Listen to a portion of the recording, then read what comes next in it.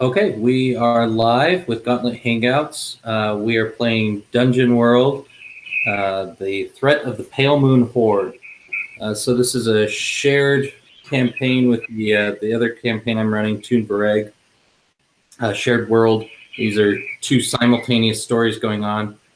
And we have a group here that is marching towards the city of Toon Vareg. They've just joined up with some of the scouts from the Pale Moon Horde. Unfortunately, we're missing one of our players tonight, so you'll only get to see 4 of our 5 party members. But we'll quickly just go through and introduce your character, remind everybody what you look like, maybe if you want to highlight one of the keys that you want to make sure to hit, or just their personality in general.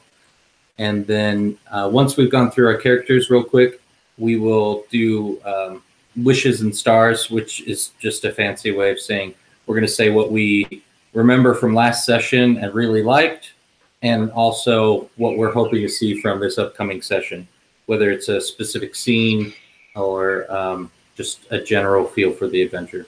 So, all right, let's start with Stephen K. and Mika. Why don't you describe Mika for us?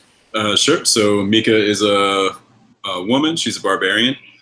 She is of mixed ethnicity, so there's no real way to tell by looking at her what her ethnic background is. She has dark skin, short dark hair, wild eyes. She carries an axe, a kind of a small sort of walking staff / axe.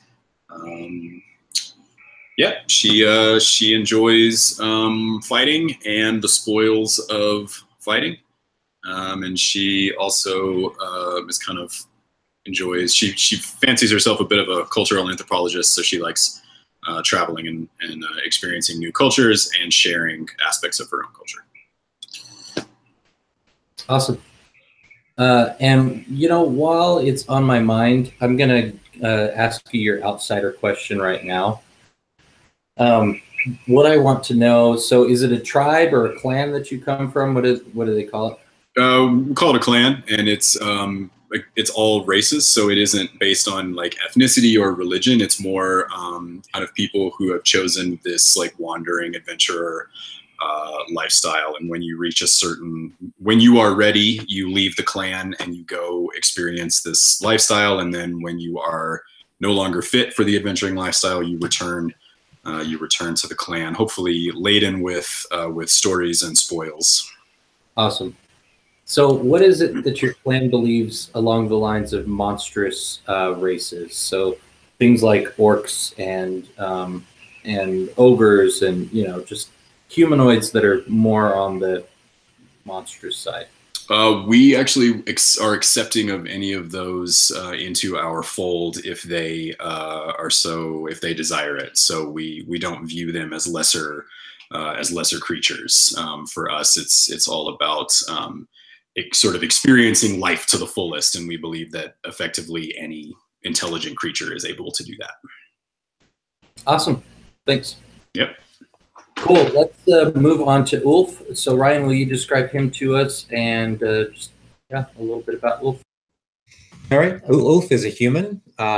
He's young, so maybe like late 20s, early 30s. He's very tall, like taller than the average human. He's like 2 meters tall, which I don't really know what that is in standard, like 6'5" or 6'7", but tall. He's always hooded and he's always camouflaged, so you can't really get a good idea of, you know, how big or how lithe he is, but very tall. He wears a magnificent cloak, which I picked up out of starting gear, and I have some ideas for that if it comes up in the narrative. But the way he wears his gear, he carries a hunting bow and a spear. The spear is as tall as he is. And he's kind of got a contraption, like a harness or maybe like an external frame backpack made of wood and leather that he wears on his back. And he can kind of stash his stuff there and drape his cloak over it so that he looks not only 2 meters tall, but also really broad. So you could think he was a bear or even like a, you know, an orc or something moving through the woods if you can get a clear look at him. He's really internally conflicted. He's dealing with some demons. It hadn't really come out yet, but he has left his clan or his hunter group for reasons that we're not sure about, and he's really struggling with being out on his own. And yeah, I don't know if we got any further than that with him. Cool. Yeah, that's a great place. One kind of question about that: are we thinking this society of hunters was kind of like the wild men during like the 18th century in America, like these mountain men that just would gather every once in a while, but they just go hunting and trapping all the time and then meet up once or twice a year? They kind of, I think they're a little more cohesive than that. They're definitely pioneersy. They're definitely survivalists, but I think there's a little cultish aspect to them too. And I decided that when I decided to pick up that God amidst the waste advance move to kind of make it make sense. But I don't know. Maybe like there's some splinter group and they have beliefs and practices that separate them from other hunters or druids or clerics that might not go over too well in civilized society and might have a reason or might have something to do with why Ulf left the clan or the cult in the first place. Cool. Well, I guess we'll play to find out. All right. Let's go on to Ortrek. Stephen, will you describe him for us? Yeah, Ortrek is half orc. He's a human with orcish. One of his parents is an orc. Teeth, greenish tint, so fairly obvious his lineage there. He keeps himself pretty well styled. He's got sort of a militant kind of garb, not like dress level, but close to it. Very clean. He's kind of an aggressive jerk. He does shadow magic, so he's it's all based on fear and shadows, and his personality reflects that too. He is interested in power, amassing more power, in the pursuit of it. So he's a little hard to get along with, but he's very useful. Awesome. And just to clarify, you speak Orcish, right? Sure, yeah. Okay. Yeah, we're going to run into some today, so just might come in handy. Cool. All right. Alfred, Ruben, why don't you describe him for us?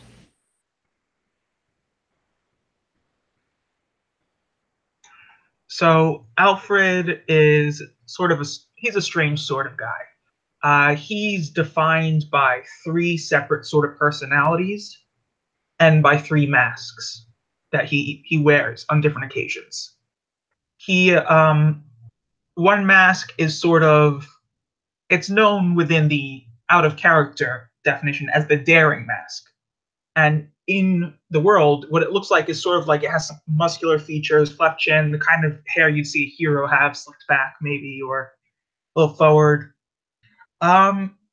It's just a broad description, but more or less, it's probably the least weird out of all of them. More very rational, leadership kind of guy. The other 2 are more wackos, if you want to say it that way. The other one, he calls himself, even though my character is listed as Alfred, he calls that mask, that personality, Glad Alfred. Then there is the mask known as the Blank Mask, but he calls it Sad Alfred. And as the name implies, he is ever depressed. When people try to get along with him, he just reminds them of the situation. He doesn't even say, yeah, you're right. He's just like, everything is horrible. Like, even if it doesn't help anything, he's just like that. His mask is, as the name would imply, blank, except for a small, sad face on his forehead. And then there's the Death Mask, which is Mad Alfred, which, mind you, Mad Alfred calls himself Mad Alfred. He does not like being called Mad Alfred. You gotta tell the difference. He's very insistent on that. And the thing with him is that his face sort of just looks like a skull. And the thing with Alfred is he also sort of has a hooded mantle, so it sort of gives a Grim Reaper motif to it.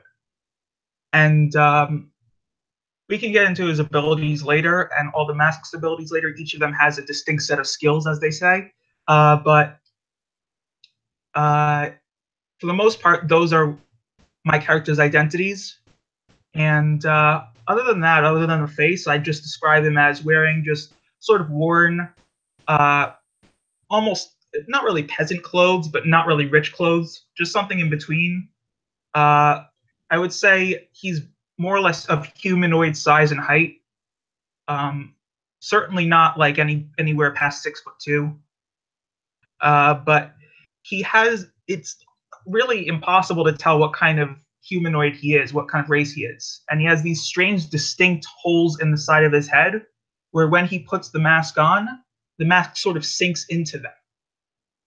Sort of like it's holding on just by going into his head.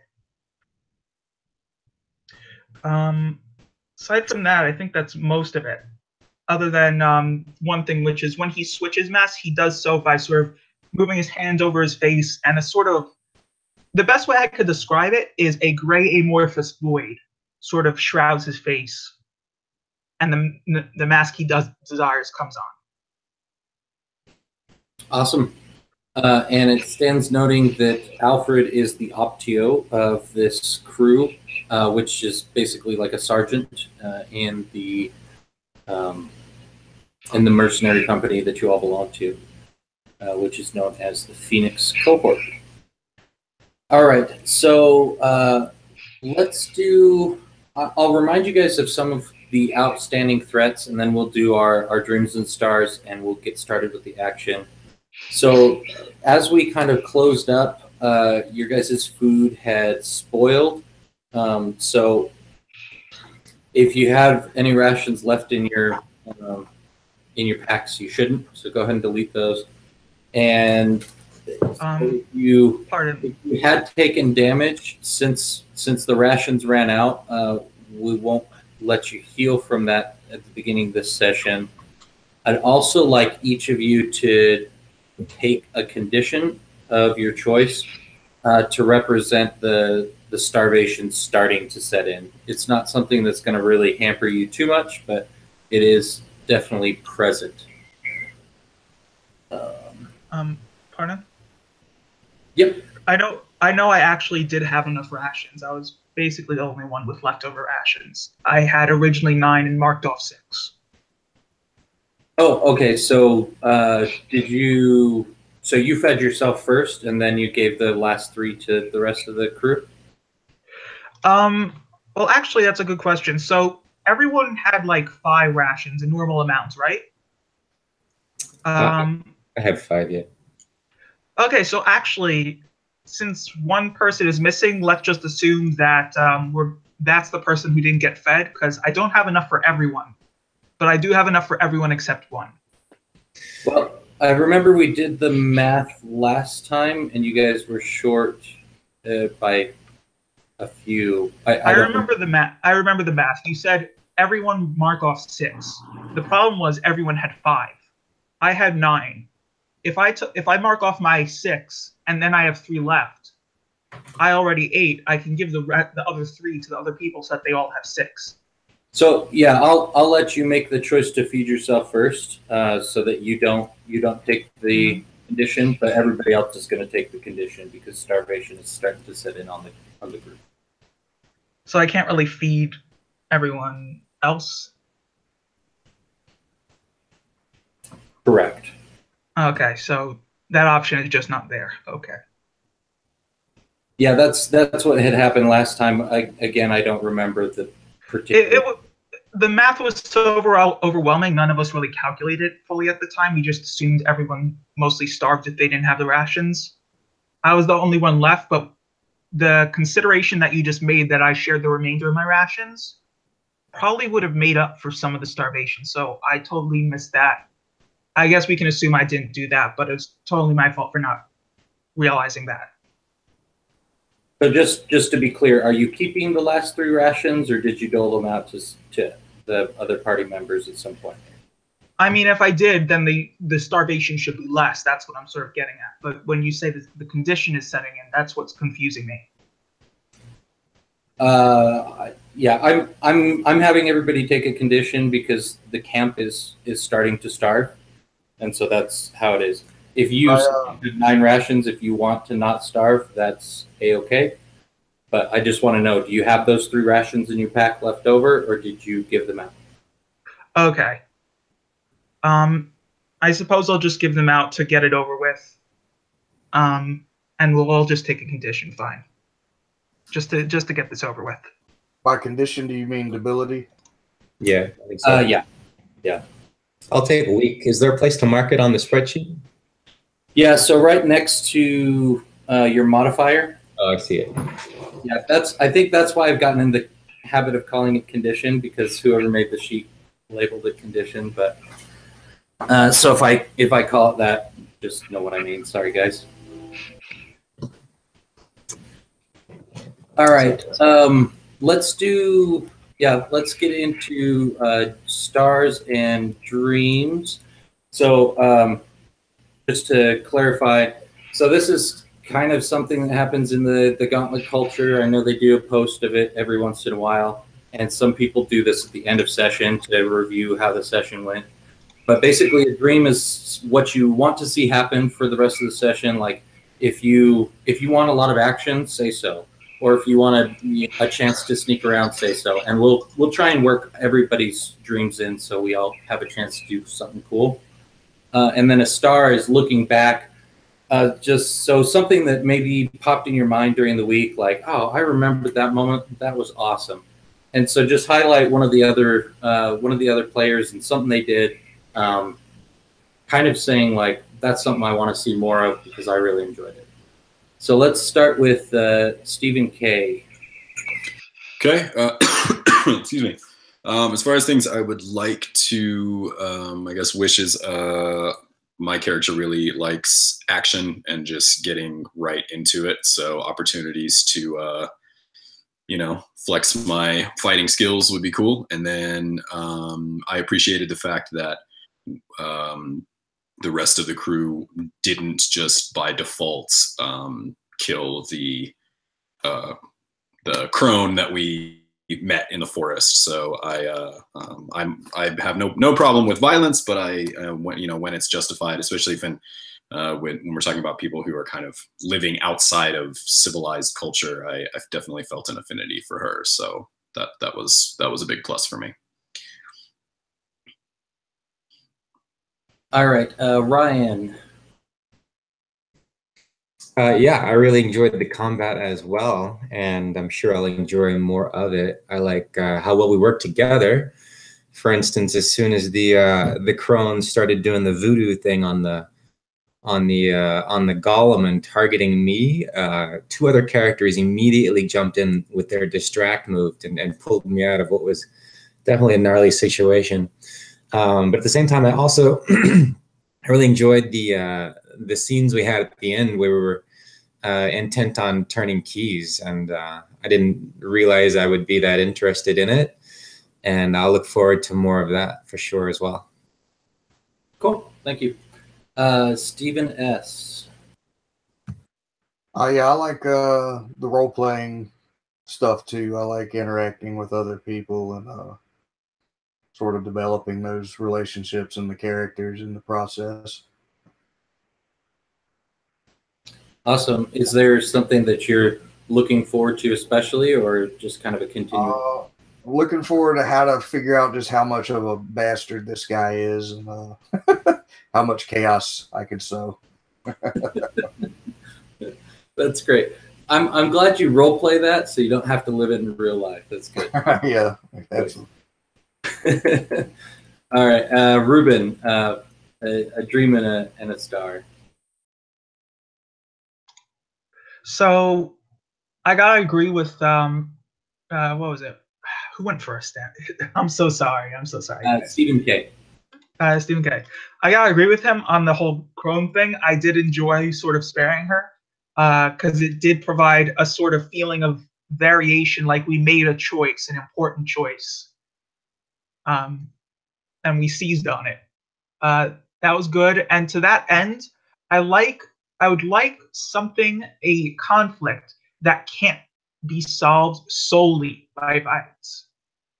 Something that has a variation to it, be it an open conflict where it could be diplomacy, sneaking around, violence, or or like we had, a battle that could be solved by violence, but at the end of the day, you don't need to kill. Like they're not just like an example would be what was it? Cultists that would die for their master or god or whatever, and so they would not be open to interrogation. They would not be open to, talking. It's just a cut and dry, okay, we won, let's slit their throats, or just, do something with them. We can't really do much role play with them. They're just too far gone. Cool. So you're saying you're hoping for maybe an after action scene or part of the action scene. Yes. That can be role played to solve the situation. Cool. Part of the thing was during the battle, I was even thinking it's possible the battle itself could be interrupted midway and turn into a diplomacy scenario. I didn't know where it was going to go, whether it was going to finish or like that. So I'm totally cool with the openness of it. Awesome. You know what, guys? I need a quick break. Let's just do like a 3-minute break. Kind of get my head on straight to set you guys into a good fiction with those things in mind, and we'll be right back.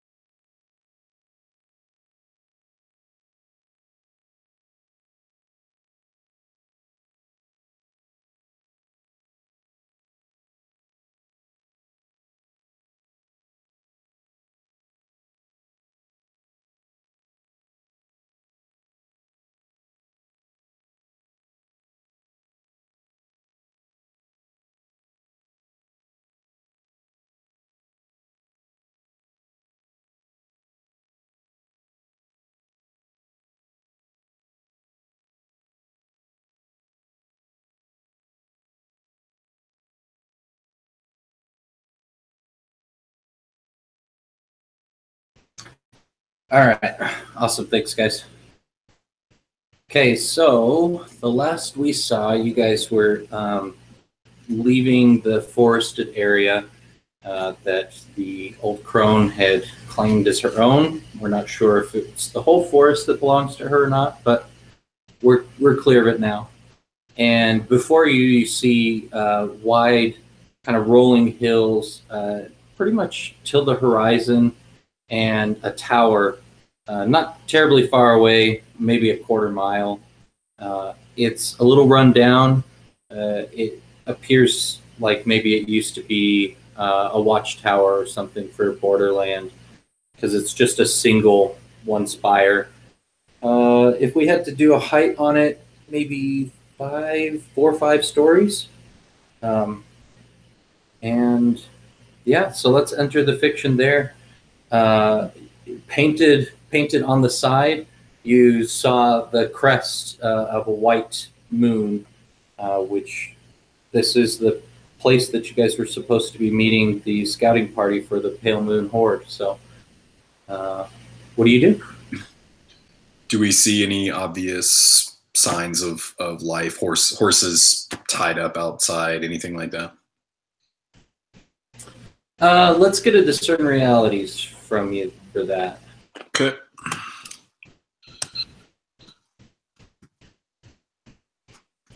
What is my...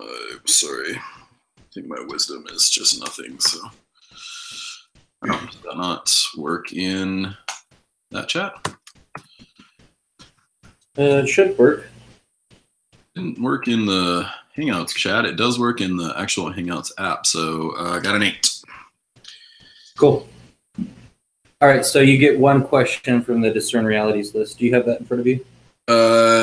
No, but I got it off the top of my head. How about what here is not what it seems?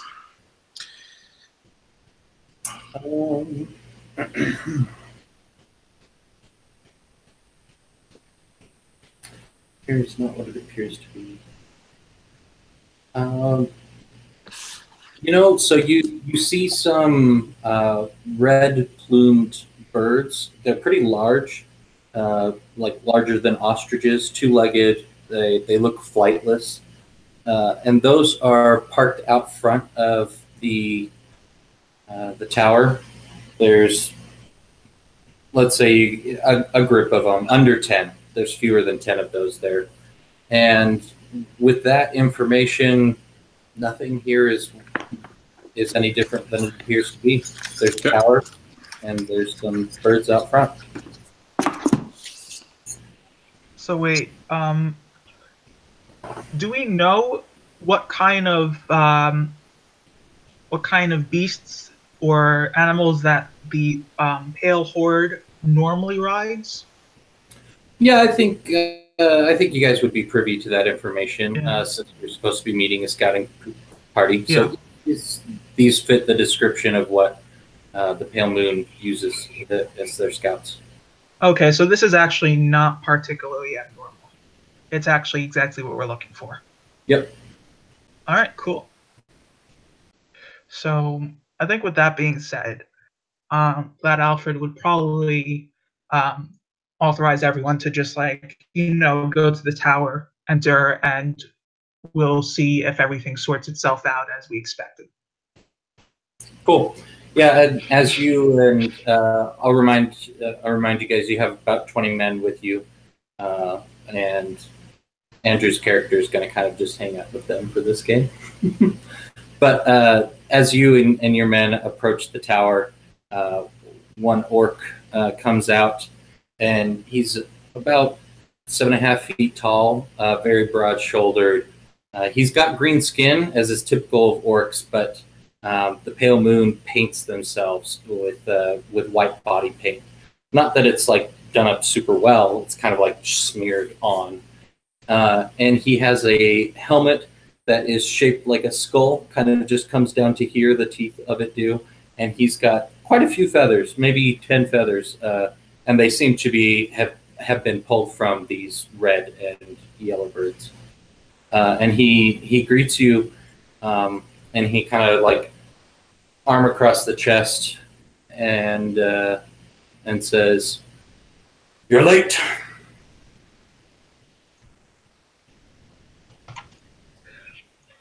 Indeed. I expect that our other party that is following close behind is late as well. We ran into a complication and ordered them to take a detour.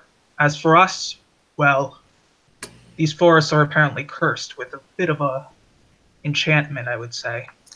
Our map was not exactly as accurate as it should have been.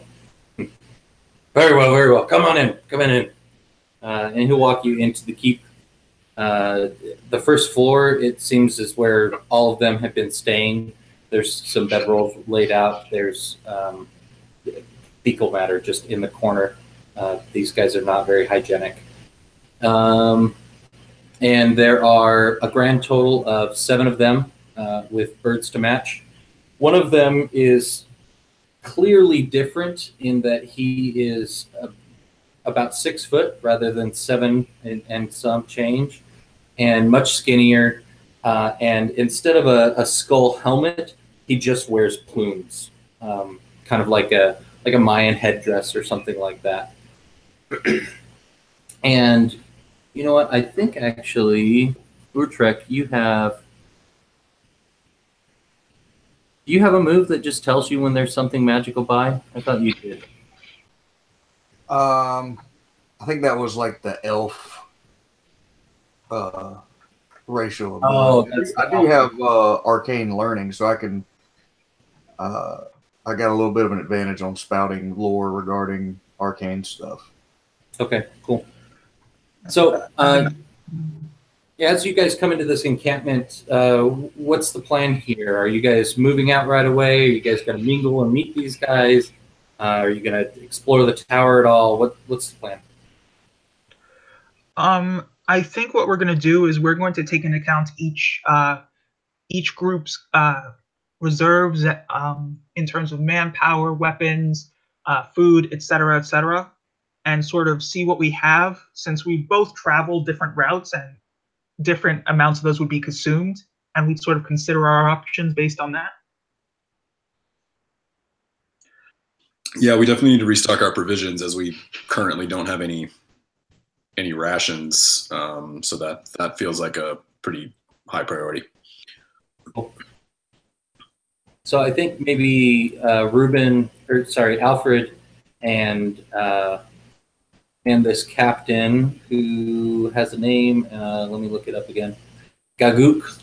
It's in your people and places. You and Gaguk probably have a little table. You guys sit and you talk about that kind of stuff. His disposition is that they travel light and fast. They're expert scouts. They're not really trained for formal engagements like a set-piece battle so much. They rely heavily on bows and long spears, and they hunt as they go. They can cover 40 miles in a day mounted. They're obviously not expecting you guys to try and keep up with that pace on foot, but they're here to supplement you guys, because even though you're moving much faster than the rest of the horde or the rest of the army,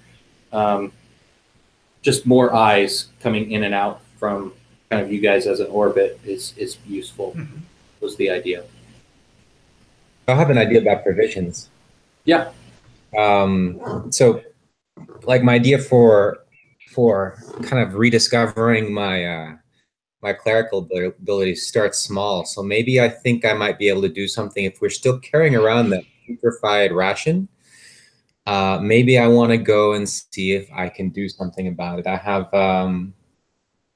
there's a road called Sanctified. Maybe if I could disappear. I'm kind of uncomfortable in the tower. I don't like being enclosed. Don't like being around 7 orcs and their feces.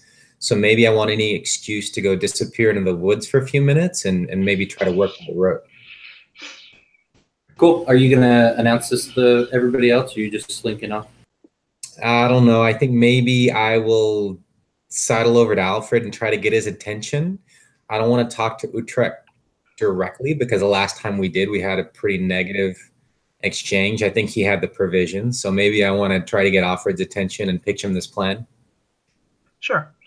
Yeah, when Alfred sort of sees the signal, he shuffles off. He sort of gives like anyone who's talking to, "Excuse me for a moment," and goes over. Hey, man, I don't like it in here. I got an idea that might help us out. Where I come from, we have a way of solving problems. We have a way of restoring rations. We have a way of sanctifying putrescence. Maybe if you still had those putrid rations, or you could get them from Utrecht and give me a half hour, I could do something about that. I would say Alfred would have been carrying his putrid rations for several reasons. He usually finds ways to make use of junk, but also as proof that the rations had spoiled that he could show. So at the very least, I don't know about everyone else. You would have to, I was going to say, you would have to check in with everyone else about whether they kept their provisions or not. But I have 6 spoiled rations, I have 6 meals worth of spoiled rations to work with that I can give you. It's not like I was going to find the best use for them. I would have found some, but this is infinitely better than what I may have planned. So go ahead, knock yourself out. Just don't do it anywhere too far away. Oh, I had another. Yeah. I know you're prone to sneaking off, but this is not the time or place. Just far enough to get out of sight. And I'll go over to Mika and say, "Hey, Mika, you got spoiled rations I can have?" I don't. I didn't see any reason to hang on to those. I assumed that we would find more provisions on our journey. So no, I didn't keep them with me. Okay, there's no problem. And then Ulf kind of looks over in Uhtrek's direction and decides against engaging him. I'll just shake my head. Yeah. Probably when I tried to purify them, they probably got much worse because I failed. Like scary worse. Yeah, they all got scary faces burned on them. All right, and then I had 5 I started with, so I don't know if we want to count those in the putrefied rations or whatever. But I take what I got. I did give you 1. I did mark off one of my rations for everyone, so everyone had 6. Just putting that out there. That's the reason I don't have 3 left over right now. Yeah, well, I'm not saying you guys were. I don't think it was that the rations went bad immediately and you guys starved for 6 days straight. I'm thinking you guys probably had good rations for a few days. So I think if everybody, it would make sense to me if everybody had like 2 rations worth that you could purify. Okay, so then I would have given him 2, and then, yeah, and Ryan would be giving him 2. All right. Cool. Okay, so I just nod thanks quickly and awkwardly, scuttle out the door to the first big tree I can find that's far enough away from the tower and the birds. I feel like I'm alone and scamper halfway up, climb up and settle in a bough and kind of go into a meditative trance and just think about the awesomeness of nature. And try to draw similarities between this place and the place where I was raised and taught what few rotes or spells I might have picked up at that time. Cool. I want to try to help. So, yeah, he said, I'll like just look out the door, I guess, and see what he does. He goes up a tree. Yeah. He's got like a bow and arrow, right? Yep. Mm-hmm. Can I like make a little shadow creature and then just be like, hey, go out in the woods and scare animals towards him? Like, so he can, I think you're muted. There we go. Yeah, I like the thinking. So as he's purifying things, you've got a little creature out there sending like bunnies and squirrels and whatever else, kind of scaring them towards sitting in that tree. Do I need to roll for that, or? Actually, that sounds more like an assist, like an aid, sort of. Yeah, I think it just changes the fictional positioning. I think it's going to like throw in his face that he has an opportunity to hunt like right now. Yeah, I just assume he'll know what to do. Like if he sees a hart or a rabbit or something running his way, he knows what to do. Once I send that thing off, I'll go back in the room. I speak orc. I kind of want to be there to hear if they're muttering anything. Cool. So, Ulf, it sounds like you're using your divine magic, right? So go ahead and roll that. I'm trying to see. Did you add the text of the divine magic to?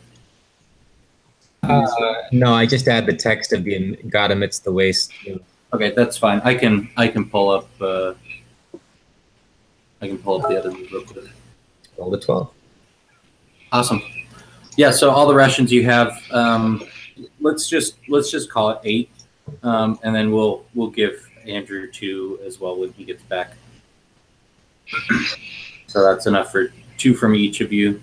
And then, yeah, the only other thing that happens is you see forest creatures start moving their way towards you.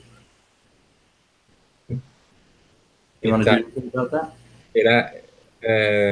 Is there anything sizable, like a rabbit or a squirrel or a deer I could shoot at?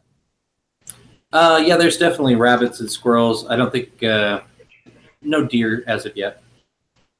Are there any 2 in a line? Let's just roll.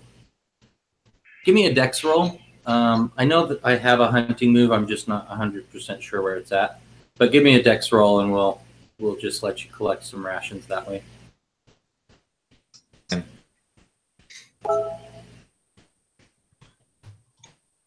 Cool. So how long are you going to spend out there hunting?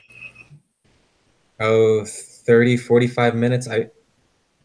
I'm really not interested in anything that's going on. I just want to be told when I can go back and scout ahead of the party and move through the forest. So I'm kind of stalling out here. Cool. So let's see where the fiction goes with them and how long you're left alone here, and then we'll decide exactly how many rations that 10 plus gets you. Okay. All right. Let's go over to Urtrick and Mika. What kinds of conversations are you having, or are you having conversations while you're here? I think I would ask I don't know who the first person that came out, the lieutenants or whomever, the second in command, I assume. I would probably ask what the significance of the feathers, if that is a symbol of rank or just for aesthetics. Yeah. Yeah, let's role play that. I think that could go some interesting places. So he says, "More feathers, more power." How do you know when you deserve more feathers? You don't deserve feathers. I don't mean that I deserve feathers. I mean, does someone give you the feathers, or do you take the feathers yourself? Yes. Gaguk gives me feathers. I see. Chaka give Gaguk feathers. What is something you would do that Gaguk would think would be worthy of a feather? Yeah, he brandishes. He's got a pretty big, like claymore-sized sword, and he like kind of acts out like one of the last times that he got a feather, and he acts out like chopping off a guy's head that he just defeated, and holding up the head. And he said, "And that I got this feather." And he like picks a specific one. He remembers where he put it on his helmet. That does sound deserving of the feather. Thank you for sharing. Yes. You join Horde, you get feathers. And he kind of like eyes your strength, like your rippling muscles. He can tell you're quite a match for him. And I think like I said, my clan has like mixed, people from different races. So I think I would like put an arm on his shoulder in a way that was, I would know to be unthreatening, and say, friend, perhaps one day I will take you up on that, but not yet. Cool. I think you made enough of a bond. Let's keep track of this second lieutenant. What do you want to name him? Let's call him, I feel like the G, kind of the hard consonant sounds, we'll call him Gall. Cool, I like it. I'll just put second lieutenant.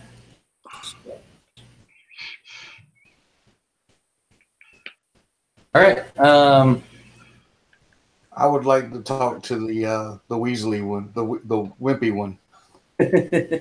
Yeah.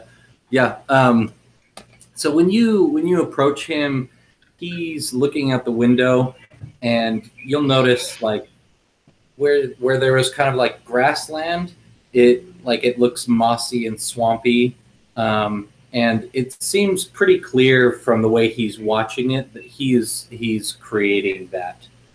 What do you say to him? What sort of magic is that? I'll speak orc. Oh, okay.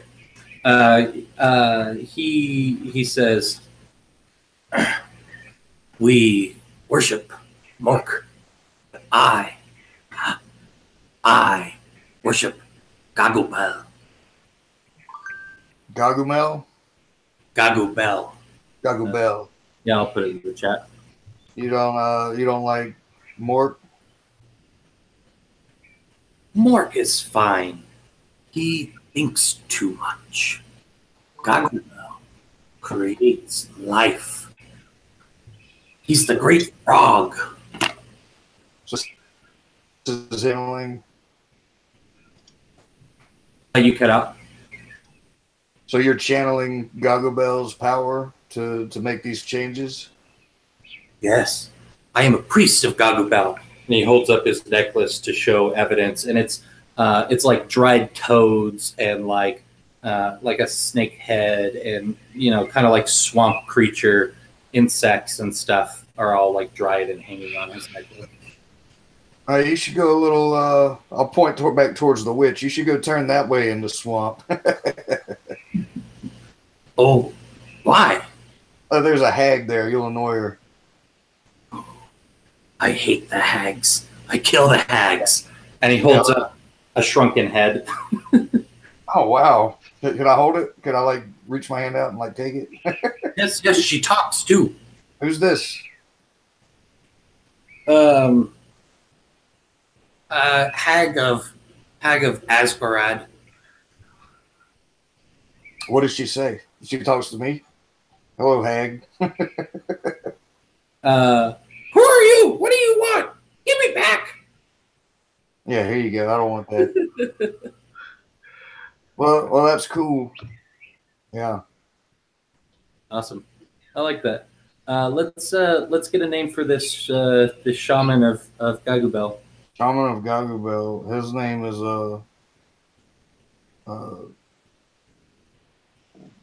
Walder. Oh yeah, Walder. It kind of makes sense that it would vary a little bit. He seems to be of a different tribe or like a different upbringing than the rest of the orcs. So I like that. All right, so Ruben, I don't know why I keep on doing that. I only do it with you too.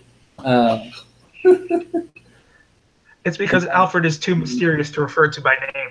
Yeah, there's too many Alfreds. I forget them all and just call you Ruben. So Alfred, you've got one that's out kind of getting some rations. Everybody seems to be getting along pretty well. And Gaguk, maybe when you start standing up from the table, like after you guys have discussed logistics, he'll like put his hand on yours and he says, "I more feathers. I lead her."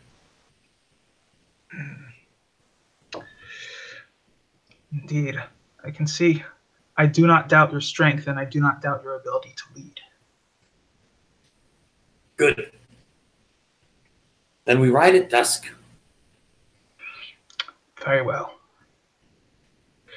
The next stop on our destination, what do you choose?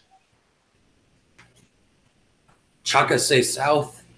Chaka say look for roads. Chaka say look for fields to feed the army. Chaka say tune Vareg.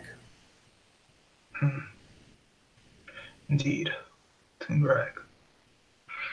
On the way, we can only hope that if we encounter complications, that is our job, to conquer them and then report them back, so that our men get here losing at the least lives necessary to complete their mission.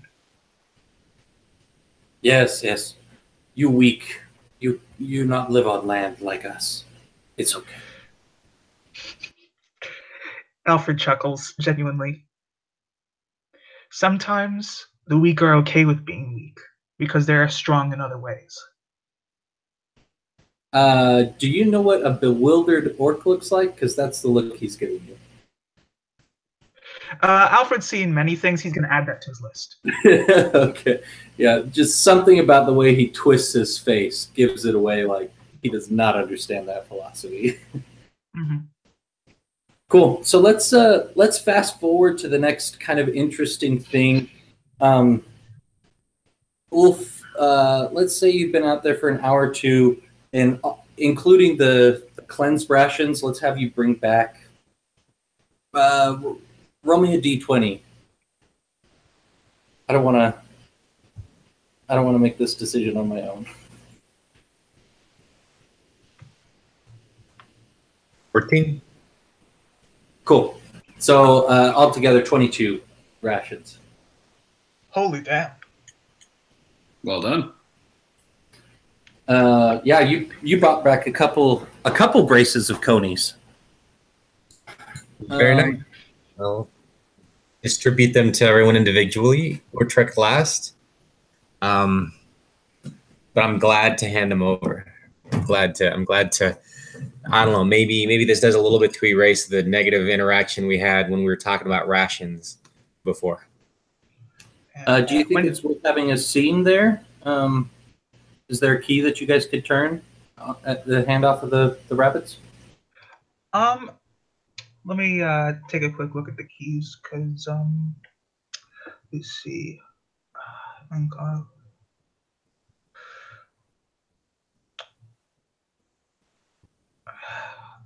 not sure if there's a key. No, I'm not sure if there's a key that we can do by communicating this. Unless he's willing to brood a bunch with the key of the melancholic. No, I was trying to turn the key of awe when I was out there, sanctifying him in the first place. Utrecht, okay. Kind of repeat the scene where we fell further. I mean, I could turn the overlord where I force you to respect my magical, but I don't think he would even mention that he sent the thing out. Like, you know, I just don't think he would even mention it. He just let you be dumb and think you caught all those rabbits on your own. I would say that when you do come in, though, Alfred would definitely give you a pat on the back and say, "Well done." But yeah, we can act the scene out if you want. Yeah. I mean, my only concern is that might not turn me into keys, but I would definitely be willing to act out the scene. Right on. Well, I was aiming at the off up in the tree, and I think Utrecht did actually add to that by sending the forest critters my way. Okay, cool. So then let's maybe we'll just kind of summarize. It sounds like both Ulf and Utrecht are coming to more of a neutral position with one another, and yeah, we could say Alfred comes along, and was it Utrecht you were kind of giving some accolades to for cooling his head? Is that what I heard right? It was Ulf for doing the hunting and the purifying, because okay. Part of the pat on the back goes to the purifying, which is purely Ulf. If Utrecht wishes to speak up and say that I was the one who scared the rabbits, like, Alfred would still give him credit, but he would have to speak up, otherwise he wouldn't know. Yeah, it sounds like he was keeping that to himself. So, Mika, are you going to set yourself up on the ground floor here to rest, or are you going upstairs for at all? Is everybody staying on the ground floor? What's the plan for the next few hours before you leave? I'd probably hang out and keep talking to Gaul. Maybe share a drink. Offer him some of my liquor that I carry around, and see if he has any to return. I think cool, yeah. Let's say over a couple of drinks. Oh, sorry. Go ahead. What did you want to add? I'm just saying, like, as soon as I delivered the rations, I'm probably looking for another excuse to be outside. Maybe I want to go and look at those funny flightless birds a little more closely or something. Okay, cool. Yeah, let's do that scene. Let's do that scene right after Mika. So, Mika, you and your new friend are having some drinks. He's obviously kind of keeping a pace. He's counting his drinks because he knows he has to ride for a good part of the night. But he brings up something that you might find interesting. He says, "What you call this? This? This? This? Yes. Nose. Nose. Nose. Nose burn." And he kind of like points over to the poop pile in the corner, and he's like, "Not from that. Nose burns. From when we got here. All time burning. Only you or all orcs? All of us notice." Out of character, have any of us experienced this? You may have experienced this. So he's describing like a smell, right? A really bad smell. But you probably attributed it to the fecal matter that's just in the room. What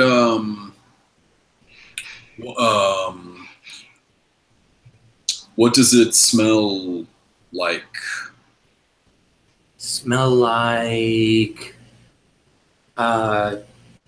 kill man, leave for days.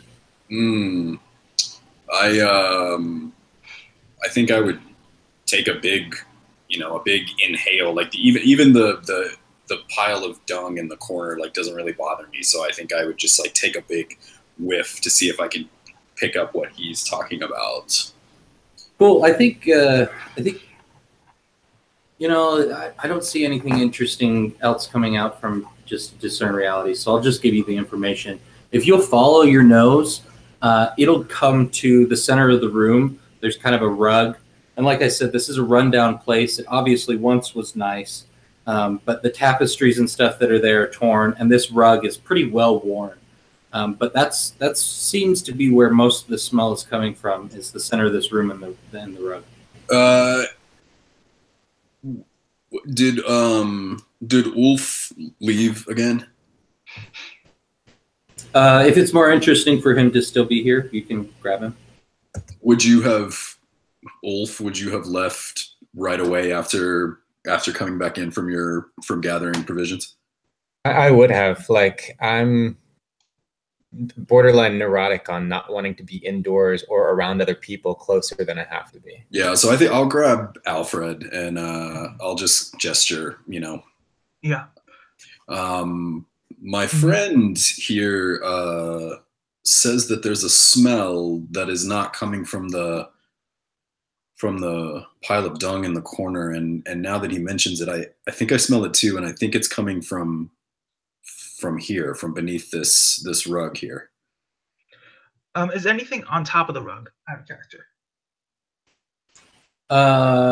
Only if you think it would be cooler if there was. I was thinking, I don't know about cooler, but I was sort of envisioning maybe they would put the table on there. It would sort of be the center rug, if you will. And that's part of the reason why nobody would have noticed it, because it was just right under everyone's nose. So maybe that's the table you and Gaguk were sitting at and doing your logistics. Cool. All right. I think do you smell it? I definitely smell it. Would Alfred sort of on closer inspection be able to like sort of smell something different, like at least a distinct different smell? Yeah, it smells more like rotting flesh and less like poop. This sounds like my friend's sort of territory. Anyway, first we need to find whatever this is. Let's move the table. Indeed. Is anyone sitting at the table still? No, I think it's cleared out. I think Gaguk's kind of claimed that for his own, and he's either outside or talking to his men. All right, so, yeah, Mika, you may move the table. Anyway, and then we'll pull up the rug. If anyone notices and sort of asks any questions, Alfred is totally okay with that. We can, talk it out, but we're just intent on moving the rug. Yeah, I think you guys are probably getting the notice of the orcs and even some of your own men who are in there. Underneath the rug, once you guys get everything cleared away, there's a fairly large trap door, probably 4 by 4 feet, like big trap door there. Yeah, Is it locked? I was gonna say I would just open it if it weren't locked. Yeah. Wait. Undead smell like that. Do you want to investigate first? I mean, anything down there that needs to be hit with an axe? No. I'll just hit it with an axe. I'll take it first. I know how to deal with the dead very well, or at least a friend of mine does. Okay, so it sounds like Alfred's got. Are you changing masks right now before the doors open? Not before the doors open. I'm gonna wait till they open to see what we're actually looking at. Because if something leaps out at us, I want to be ready for battle. Cool. So just to clarify, because you've got your Glad Alfred mask on, right? Yeah. Cool. And Ulf, we're saying you are outside at this moment? Yep, until I have a reason to come back inside, I'm out with the birds. Cool. Since we're at this really tense moment, I'm going to actually take a look at Ulf and the birds. Let's do it. All right. So Ulf, you're kind of looking at these birds. What's the intent here? What's the idea? How are you observing them? I don't know. I'm just so like I said, borderline disordered personality. I just hate to be around people in closed spaces. And I feel much more at home with animals and out in the wild. And so I go and look at these birds because I don't have any like this where I come from. And, like the circumstances around my leaving, running away from, being exiled from my troop are always playing in the back of my mind when there's nothing else going on in the foreground. And so maybe I'm, I'm kind of sort of like trying to get near the birds, figure out how they spook, if they're friendly, if I can, stick a hand out, but at the same time, playing the reel of my memories in the back of my head.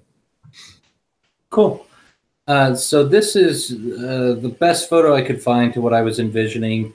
They've got a red and a little yellow plumage though, but they do have those big kind of scary beaks. They're large enough to carry these orcs pretty comfortably.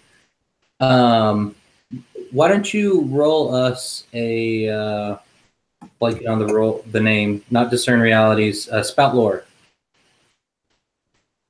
See if you recognize the birds or anything about them.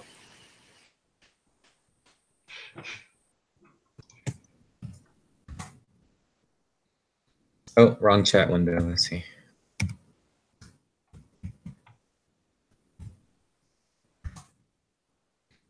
An 8. Cool. So I'll give you something interesting, but not necessarily useful. You haven't seen this breed of bird. You have seen other bipedal, non-flying birds though before, and something that's that you find is probably similar between these. And if you want to inform the fiction afterwards and tell me what it was that's similar, but is that these birds are carnivorous.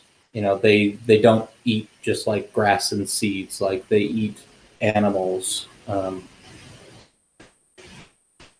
Yeah, I can tell by the shape of its beak and the length of its talon on its foreclaw that this thing obviously is made to rip through flesh and tear up hide and get meat. Cool. And I think let's have Gaguk out here, and maybe he walks around his bird. He was kind of standing like head to head with it, doing a little bit of bonding. And when he sees you, he says, "Beautiful, no?" Yeah, magnificent creature. I've never seen anything like it. They ride faster than horses. How do you tame them? You must tame your own. This one, and he starts petting his. I tamed with my head. We were in the pit. It came at me. I hit it with my head. And now she is mine. Ah, so you quite literally have to break their will. Yes, yes. More so than horse or camel or pony. They are fierce, fierce independent. What would happen if I tried to ride one? You are welcome. I'll think of it. Do you want to try and mount one? Not really. No, okay. He says, when you have heart for it, then you will be ready. Okay. My character kind of nods and demurs and politely kind of turns away. Yeah, that goes. That's enough humanoid interaction for a few minutes, right? Yeah. He's intimidated by Gaguk. Yeah. Yeah, he headbutted a 9-foot bird. Like, that's pretty good. All right, let's go back to the rest of y'all. So this door swings back. You see there's a ladder that is like immediately visible. There's no light, but the stench quadruples. Enough so, let's have a constitution roll from Alfred and Mika. Or Urtrek, were you right up there with them, or were you a few paces back? I was probably pretty close. I Okay. could see in the dark, so. Yeah, let's get the roll from you. Oh, yeah, and then I'll give you a little more fiction of what you could see down there, because you could see in the dark much better. Con. Yep. Mika rolled a 9. So Cool. did I. Cool. 10. Okay, so Urtrek, what's your trick? Because like this, the stench hits you, but it's not going to affect you like the others. What's your trick? Is it that you drink harder than them? You're used to feeling kind of sick and grossed out? What is it? He's probably dabbled with necromantic kind of stuff. It's sort of dark along the lines, so I'm sure he doesn't like the smell, but it's probably not as jarring for him. Yeah, just accustomed to it a little bit. Yeah. All right. So Mika and Alfred, you'll take a -1. Hold on. I'm gonna try using my I'm gonna try aiding with my understudy ability to attempt to give Mika a 10 instead of a 9. I don't think there's really room in the fiction since it's happening to both of you at the same time. Like if it was one and then the other, I could see I was that. sort of imagining it being like Alfred sort of talking to himself and to Mika like sort of just hold it in there, like sort of giving pep talk as the wave hits them. Yeah, Mika, what do you think? Would that give you a little boost? I mean, yeah, I don't know. I think it makes sense. I'm pretty close. I'm pretty, of pretty stout constitution. So, maybe the first wave, it hits me, and then, Alfred kind of like gives me a little, hey, hang in there, and yep, I got this. I'm cool. Cool. So, Alfred, let's get a with your intelligence for quick thinking. It's charisma. I'm using aid. Oh yeah, I forget that you have funneled everything in charisma. Sorry.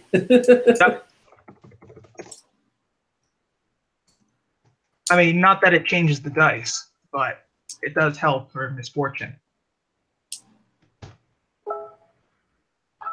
All right then. Cool.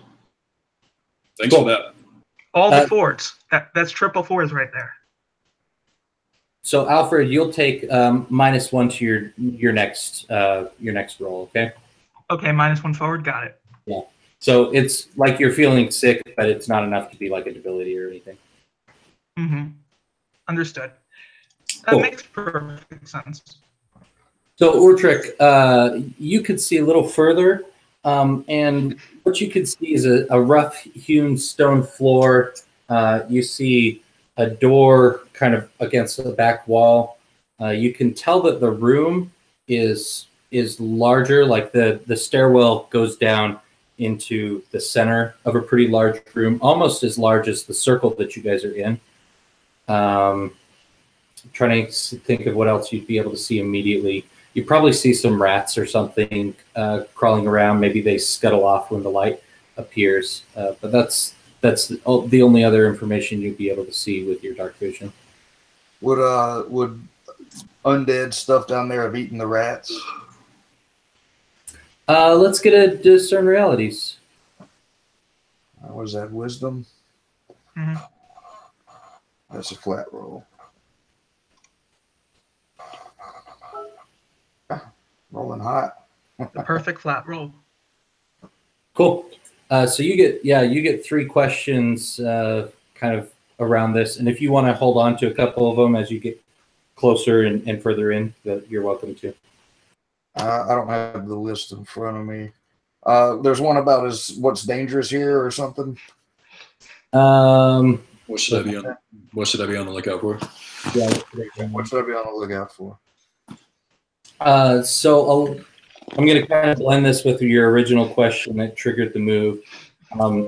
It's not undead. It's you're certain that if it was like undead or even skeletons, the rats probably wouldn't have made it through because they enjoy destroying enough that they don't allow living things around them unless commanded specifically. Okay. I'll just say, looks. I don't think undead's down there. You're sure about that? Yeah, and I'll just walk down. Cool. All right. Alfred's going to look around the room, says, well, scouting party, anyone want to join in? Seems to have uncovered a death trap. I'm down. I think Gall will go with you as well. He's been a good enough friend out of you so far. Gall, my friend, you might earn yourself another feather. You might earn your first. I would like that very much. Cool. Are you guys gonna go and get Wolf? No? Yeah, I think we probably should. I would also say that Alfred is going to go out to inform them what is going on. And get one of those soldiers to start cooking these rabbits. But yeah, Gaguk definitely needs to know about this. Cool. I think Gaguk's general response is, well, you can take care of it. They say you're capable warriors. Go ahead. So be it. Cool. And with that, Ulf, you will have been informed as well. Are you going inside? Yeah, absolutely. As soon as I find out there is a trap door leading down into a dark dungeon, I'm concerned about traps. Cool. Go ahead and are you just doing that as soon as you get down the first ladder there? Yeah, like if they hadn't gone too far in, I'll want to kind of slip to the front and let my eyes adjust, get used to the smell, and then, start taking a real good look around. Cool. Does anybody have a torch or other source of light, or are you all just going by the... I was actually going to ask about that. Does your cleric rotes have a light move? It does. I think though, because I'm still kind of rediscovering my clerical abilities, that I would probably a reflex towards adventuring gear and just light a torch. Yeah. Are there torches are there like sconces on the wall in the tower that we could just kind of grab torches from, or adventuring gear is fine? Yeah, I don't. I think the tower is old enough that there's no torches left on the there's spots for them, but none. I'll mark off use of adventuring gear to give myself a torch for sure. Cool. How many of us need to hold torches to make the place light enough?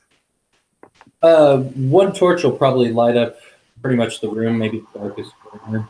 It doesn't get lit up, but when you get down there, just so everybody's on the same page, it's let's call it 30 by 40 rooms, so it's pretty sizable. That's feet, and it's like Urtrick saw. There's just the one door, and now that you guys have gotten a little better look, it's a wooden door with kind of like iron reinforcement, and there's a small grate to look through with bars on it.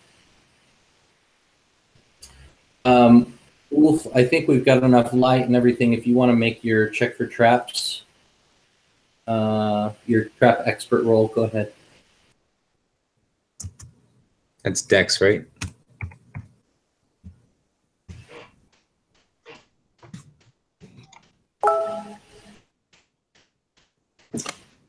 All right.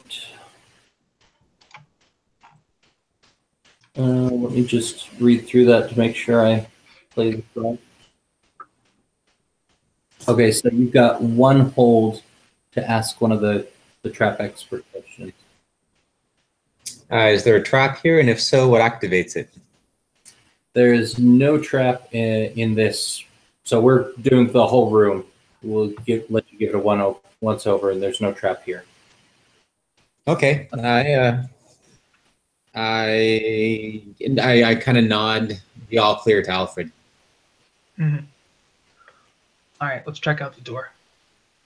Yeah, I'm already headed that way. I've got the torch, and I think that it's just a coincidence that there's not any traps. Like I'm already like walking up there with the torch, like ready to look in, and Wolf is like, "Oh no, it's cool. There's no traps." I'm like, and I shine the torch through the slit or whatever in the door to look through the other side. Cool. So peeking through, you can see some like shackles attached to the wall, and let's say that you see an arm, no body attached to it, hooked in one of these shackles, and it's not like decayed. I find that interesting. So I'll turn around, and I think to Utrecht, I think I might suspect that there's something otherworldly going on. There's an arm hanging in a shackle, but the arm is not decayed, and given the smell in this place, that doesn't make sense to me. You're muted. I'll glance in there and I'll usually spin another hold. What happened here recently? Cool. Will you guys let me just have you guys open the door? There's no like immediate action that's going to happen. Yeah. Sure. Yep. Open door and look in there. So yeah, you're looking at this arm, and what happened here recently, based on the blood trails and maybe even footprints, is that a large creature tore the person who was attached to that arm, just kind of tore them, and the arm popped out of the socket, and the blood trail leads to another doorway. If I look at Gaul, does he seem surprised by any of this? Is there any chance that that maybe they know more about what's going on here than they're letting on, or is this as much of a surprise to him as it is to me? I see. I think if you give him a meaningful look, even he'll like shake his head like, we know do this. No, I didn't think they did it. I just thought perhaps because they, I don't know, just that maybe they were aware that there was more to this tower than Yeah, I've heard something. Yeah. No, they, yeah, he pretty much disclaims, like, they haven't been down here at all. They had no idea this was here. They just figured things smell, and sometimes that's okay. All right. Is there anything other than the trail, and like a hallway or anything like that leading to it, or is it just narrow one way? Yeah, this second room that you're in is kind of like a hallway. It's pretty long and thin, and there's one door. All right. So here's the first room you came in. Second room kind of goes off this way, and the door goes this direction. There's nothing. There's just wall this way, and there's a few on the walls. There's like places to set prisoners. So I think Ulf almost reflexively starts cautiously following that trail. Like he's compelled to follow the trail. Cool. So is this a hunt and track move, you think? Yeah, totally. He's like down low. He's touching the blood, sniffing it, maybe even tastes it. And I would be right there with you. Like, I'm not going to let you just go, creeping off down this corridor alone. So I'm right behind you with the torch, lighting your way, but I've also got my axe out, like watching your back, ready for any danger. Love it. I'd like to just, I guess we're going to about to move into a different area. Is there anything here that's not what it appears to be? That'll be my final hold on my. Yeah, I'll tell you. Can I answer that after we do his hunt and track roll? Cool. Because I think that might cover an area that his hunt and track wouldn't. You want me to do that roll now? Yeah, go ahead and do your hunt and track right now, and then we'll answer his question next. The 7. Sweet. I can follow it, I think. Yeah, so you could follow it to, and so trying to think of how to make this a little more interesting.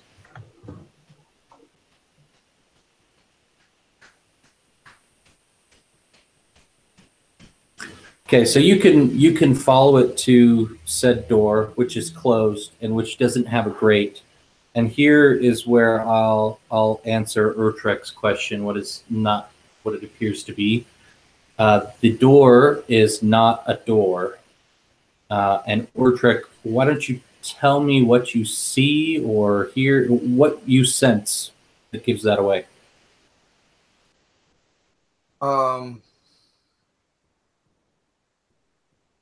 The shadow of the door is wrong. Like the other side of it doesn't look right or doesn't feel right.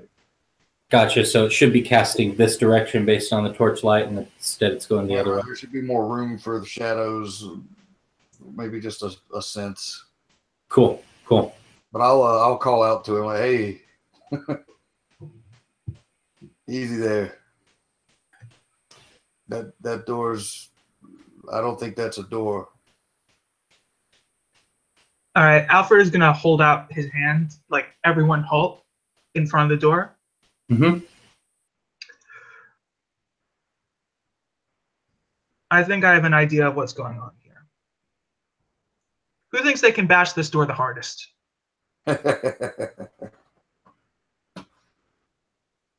All right, take your best shot. I'll tell you, it probably won't move until you bash it. Yeah, so I'll turn my axe around to the blunt side and just take a whack. No, I say no, not the blunt side. It's not as blunt as you think. So you want me to attack it with my axe? Yes. Okay. Cool. So you're swinging with the bladed side into the door? Yep. 1 second of table talk here. What does Alfred think he's figured out? He's guessing that this is a mimic. Oh, it's a mimic? Yeah. Oh, okay. I see. And if it isn't, no harm, no foul. Cool. All right. So as the axe embeds itself in the door, why don't you give me a damage roll? And does this riches and properties? I know.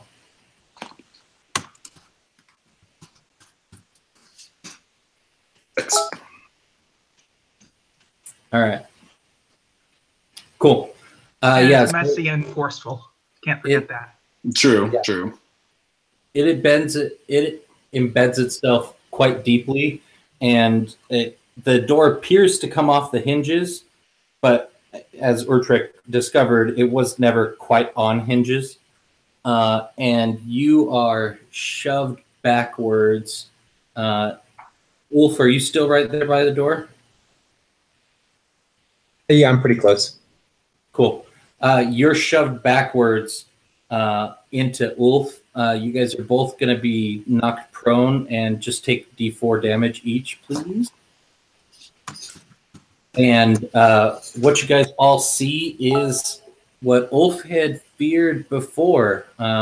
There's an ogre that is using this faux door as a shield, and he's kind of burst through, knocked them to the ground, and he's got a club in his hand, and he's screaming. Probably at Alfred, I think, is the next closest, right? Yeah, probably. Cool. So while Ulf and Mika kind of get their heads back together and try and maybe stand on their feet, what are you doing, Alfred? I'm going to be using a thing of adventuring gear. Okay. So what I'm going to do is I'm going to pull out my usual favored battle hook, as I call it. It's sort of a custom mix of a grappling hook with a modified pickaxe. It's one of the things Alfred sort of does with his adventuring gear after he buys it, sort of modifies it a bit to make it his own.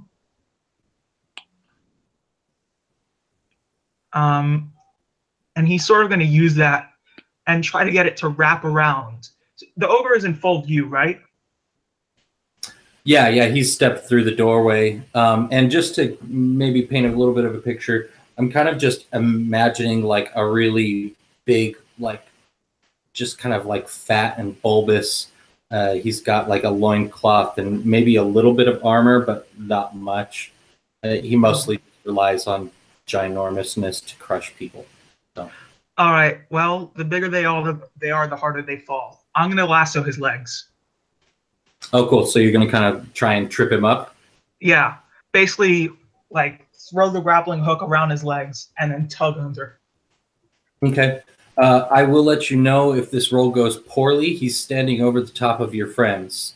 This may harm them as well. I'm sorry ahead of time.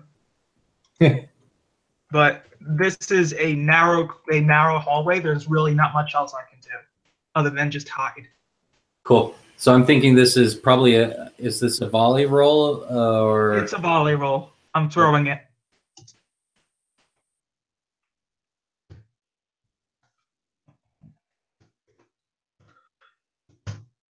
Oh, not bad. It's an 8. Cool. So you can't choose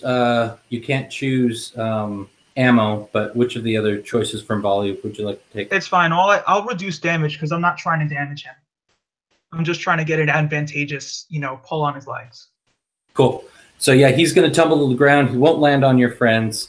Why don't you give us the little description, and then we'll get your damage rolls, and we'll see what happens next. All right. So the second he sort of bursts through and he removes it, like he moves his shield like out from in front of him, Alfred immediately eyes right down to his legs. He pulls out the battle hook, gives it a little twirl, throws it at him, and it wraps around the legs. He then pulls as hard as he does, and Ogre just falls backwards, just with a massive thud, just from the big weight that he's mostly consisting of. Awesome. And then go ahead and roll your damage, and then minus d6. So it's a d6 minus a d6. Oh wait, I forgot to say which was which. Shoot, I gotta reroll that. I don't remember which was which. So, okay, I'm gonna say that the first one I roll from now on is gonna be the minus. The second one is gonna be the plus. All right. So really depends. -1, could just roll a 1 again. And I did. So I just rolled possibly the worst I could do. But hey, get those out of the way. yeah, true. And this is like one of those times where I don't really care about damage. Cool. You guys will all hear, I don't know if it's best to describe it as a rumbling, but movement of large bodies in the next room. Let's go over to Urtrek. It's been a minute since you got to do anything. What do you want to do? Large bodies next room, as in from where the ogre's coming from? Yeah, from where this guy just burst through. Oh, shit. Oh, sorry. I'll blast him with black magic. I'm going to use, I went battle mage, so my range tag is free now. So I'll add messy for a little extra damage and also forceful. I want to blast him back up into that doorway and sort of get some traffic congestion going there. Sweet. So I'll roll. Just barely. So let's also, you can lose, I'll let you remove one of the tags. Okay. So you had picked forceful and what else? Messy. It gives me an extra D4 damage. Okay. Let's remove the forceful. So you're probably not going to be able to shove him, but it's going to look disgusting when you damage him. Oh, hold on. Is there a way to roll more than one die? I'll just do them separately.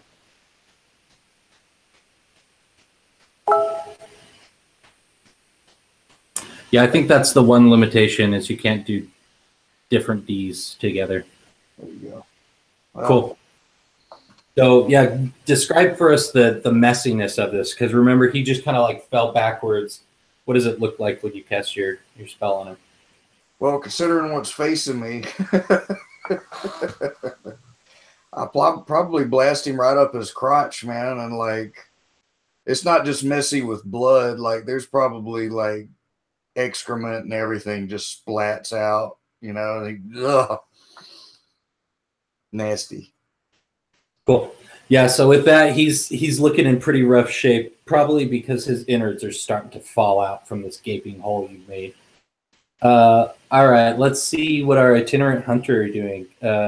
Ulf, you just got knocked down as this door came to life. What do you want to do? Try to do some sort of clever combat roll backwards away from the action and draw my bow at the same time.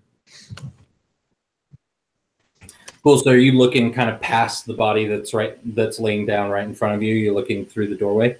Because I'm aware of the movement and the large bodies, and this one that's supine right now doesn't seem to be, I mean, it's obviously a threat, and it seems defenseless, so if it decided to get up and re-threaten us, I might try to shoot its leg to hobble it or its arm to cause it to drop the shield, but I think I'm maybe more concerned with what's about to come through that door. Cool. So I'll say from the torchlight, maybe Mika's holding it, maybe she dropped it, but the torch that Mika had, you can see through there two more bodies about the same size, definitely still ogres, that white, pasty, nasty, blubbery skin. And I'll let you get a shot off. You can do this as a called shot if you want, because they're not expecting. They thought they had the jump on you. They're just full on running. Or if you want to just volley, that's fine as well. I'm going to aim at the kneecap of the... Are they in a line or are they shoulder to shoulder, like side by side? Yeah, they're pretty much lined up because there's only one doorway to come through. All right, I'm going to aim at the kneecap of the front one. Cool.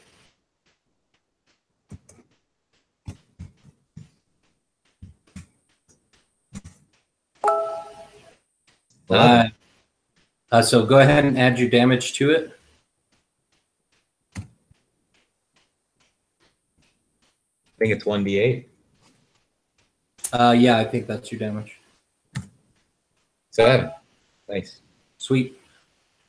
Cool. So yeah, you hit him in the kneecap. He's definitely hobbled. Does this trip him up too, or is he still coming?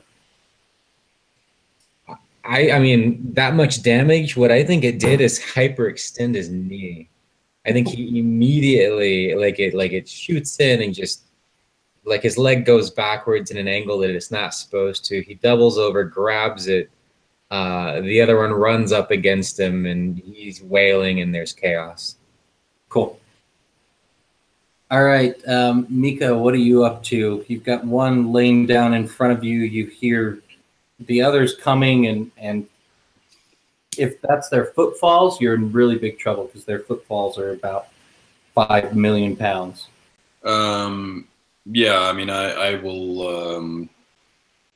I'll come up. I won't bother picking up the torch because where it's at is still illuminating the room. So I think I'll come up and I'm not gonna worry, I guess, about the one that's on the ground. The one that's running through the door is the most immediate threat. So I'll come up and give a little glance at Gull, kind of a knowing glance, and brandish my axe and call out to the ogre,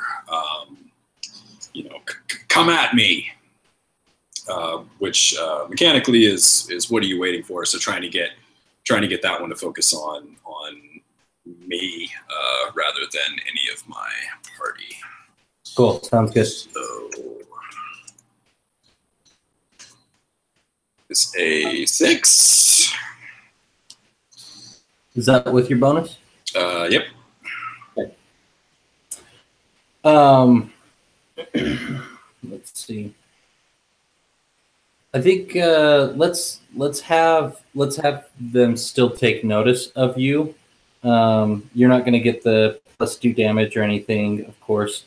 But the one that's on the ground, like he was writhing in pain, but now you've reminded him that you're just within reach. Makes sense. Yeah, his hand without a club is going to grab you or attempt to grab you. So what are you doing? You know what? No, this is a hard move. I'm trying to give you all ways out. This is a hard move. So he's going to grab you, and his hand is big enough to like fit around your torso. And Totally. He throws you. Take another D6, and let's look at Alfred. Alfred, your friend is hurtling through the air towards you.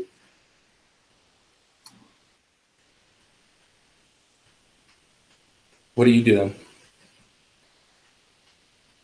Oh, you're muted. Sorry. Alfred's always been good at dodging obstacles, so he's going to try to dodge out of the way. Cool. Give us a Defy Danger.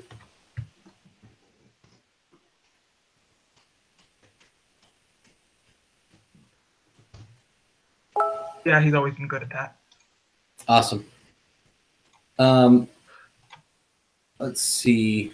I think it makes sense if probably we'll come number 1. The number 1's laying on the ground. Number 2 is hobbled and crawling. Number 3 just gets to the doorway at this moment. And let's take a look at your trick. What are you doing? Can I double on a tag? Like can I take Messy twice? Actually, no.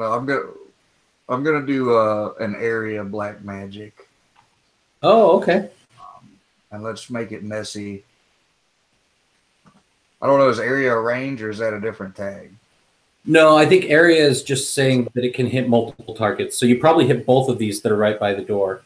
Yeah, can I hit them without hitting my buddies? I mean, this is magic we're talking about. Mercurial, uncontrollable. You think you're in control, but maybe you're not. So if your die roll goes bad, maybe Ulf will get hit by it. But as long as you keep in control, it should be all right. Yeah. Also, if you weren't sure, the range tag doesn't count anymore for black magic, so you can pick Messy in area. Does anybody look like they're on the edge of death and out of my allies? Like, could they take something if I need to give it to them? I think Ulf is taking 4 hit points. Mika's probably off. I've managed to not take any. Armor has mitigated my last two sources of damage, so I'm in good shape. Nice, good rolls. Well, here it comes. You're gonna take some damage. This is gonna be -2 because of the area. Okay, so that was -2 damage though. Hold on, you got Okay. you got a 5, right? Yeah. I didn't know if you wanted me to deal damage to my buddies or yeah. Go ahead and make your call first. Yeah, let's. Will you give me a little more description? So, are you like summoning spirits from another realm? Like, what is your magic? Are you just pulling shadows and? Yeah, I'm just interesting. like negative energy, shadows, the absence of light and life at them. All right, I think this, and tell me if you think this is too hard of a move. I'll take some input here from the whole table. I'm thinking what your shadows do is they go completely rogue and they snuff out all the light. So I think we've got one torch. If there's more torches, they're all going to be snuffed out. This is going to be a completely dark battle, at least for a few moments. I like it. Sure. Yeah, cool. It's definitely going to turn the tables, I'll say that much. I could probably fix it. Yeah. So with that, you guys are at a pretty severe disadvantage. Let's take a short break. Do you guys want 3 or 5 minutes? I'm fine with 3. Cool. Let's take a 3-minute break, and then we'll come back to the lights out.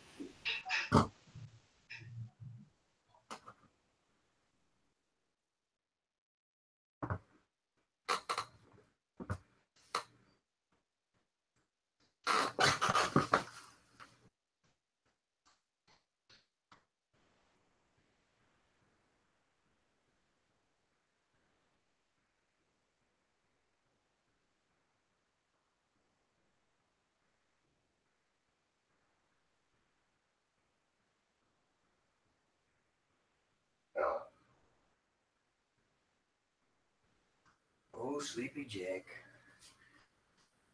Just relaxing. Relaxing Jack.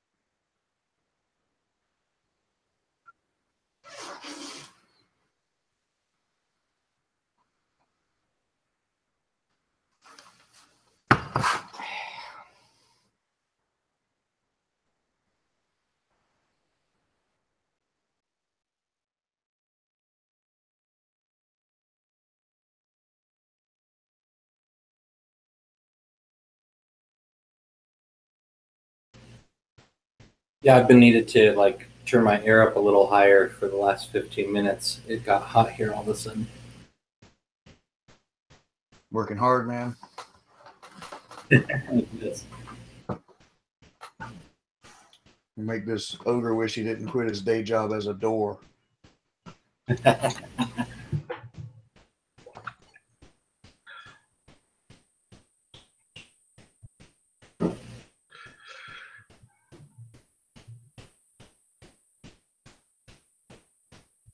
I'm loving that we have one of them guts falling out and the other one like hobbled so he can't even like put weight on his leg.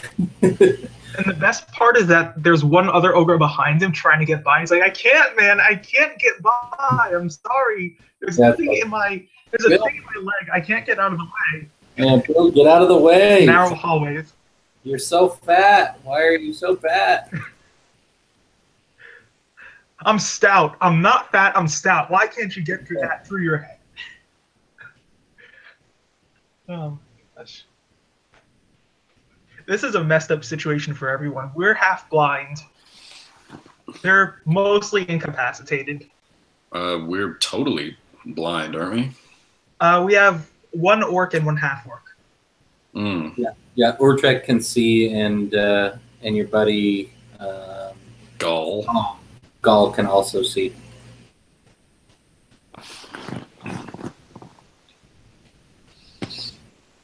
And do the ogres have night vision or infravision? I was gonna play it like they did, not from like any kind of D&D standpoint or anything like that, but like describe the whole place being dark until you guys got down there. So. Yeah, that makes sense.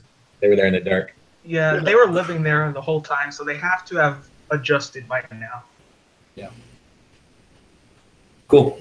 So we have everybody back.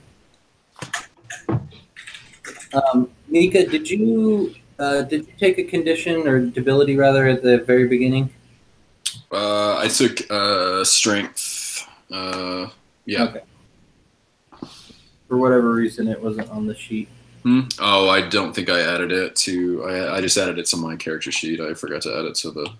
Oh, that's fine. As long as you've been playing that way. Yeah. I'll. Yeah, so I have a -1 to. Oh, did you just add it back or? Yeah, I just put it on. Oh, got it. Okay, yeah, cool. All right. So what our TV audience will be seeing is through Urtrek's eyes. Now, Urtrek, when it goes dark and you're seeing in the dark, is it pretty much like daylight to you? What's the feeling here? No, I imagine it's like film noir, like Okay. you're not getting robust colors and stuff without sunshine, actually, because that's where colors come from, is the light. So Cool. But definitely distinct shapes and like yeah. more the loss of color than anything. Mm-hmm. Cool. All right. So through this kind of film noir filter, we see Gall charge towards this one that just went through the doorway, and he gets plastered up against the wall. The club swing actually like kind of clips the ceiling and tears a little bit of rock with it and poof, smashes him against the wall. He's down for the count at the moment. Gall is? Yep. We also see the one who is losing his guts start to get back up to his feet. So the two that are through the doorway are now both on their feet and brandishing their maces.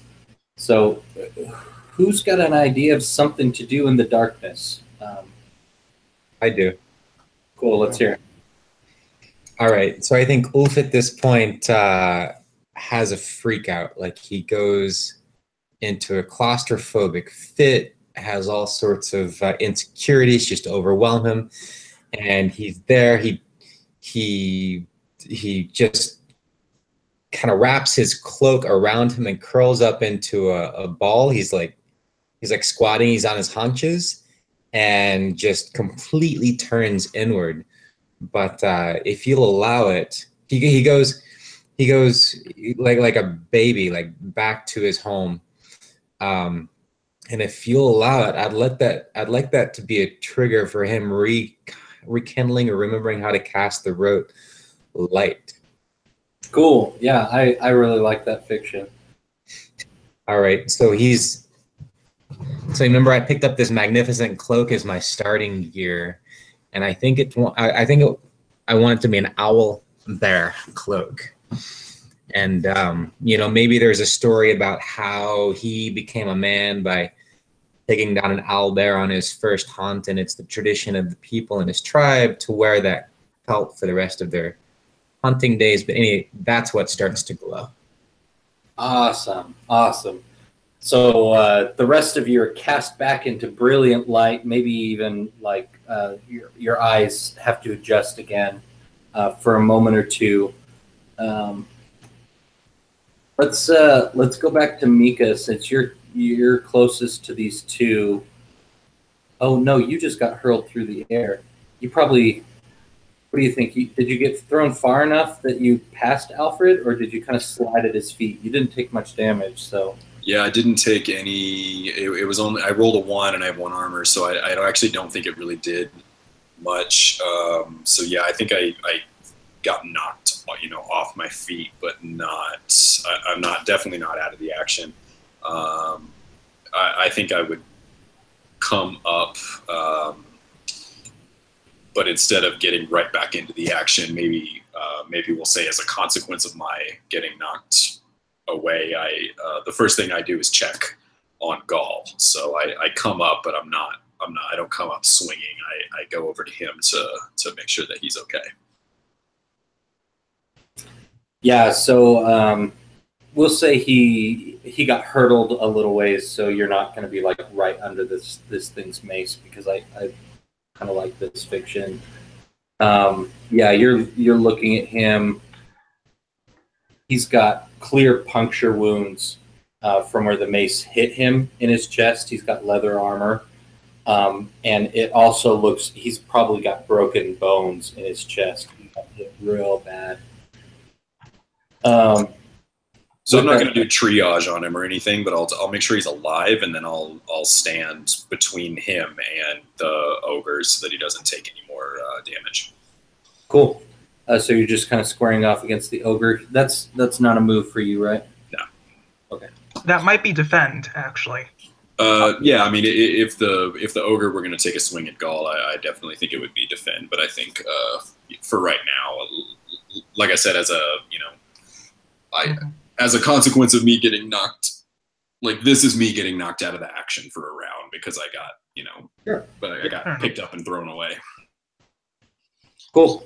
So then, Alfred, what are you up to as the lights come back on? Now, you said the ogre that I wrapped my hook around is getting up, correct? Yeah, he's back to his feet, and his. How does he do that with the hook? Like, what becomes of the hook? What becomes of the hook as he's getting up? Obviously, he's untangled it from both legs. I think it's just probably laying there at his feet, because if it had lodged in his flesh, he would have had to take it up to even stand up. So, right. Yeah, I think it's just laying at his feet there. Okay, so he sort of loosened it, basically. Yeah, it's detached from him. Yes. Okay. I was wondering if he like cut it or something, or if it was still intact. Yeah, no. The way I imagine is like he was laying on the ground for a little while. He had kind of tossed anyway the barbarian, but to stand up, he would have had to have detached, unwound, or otherwise removed it from him. So it's not attached to him anymore.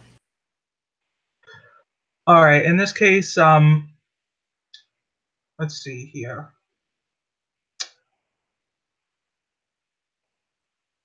Yeah, I'll try. What's the lineup actually with everyone? Who's in front of whom? I sort of want to get that straight.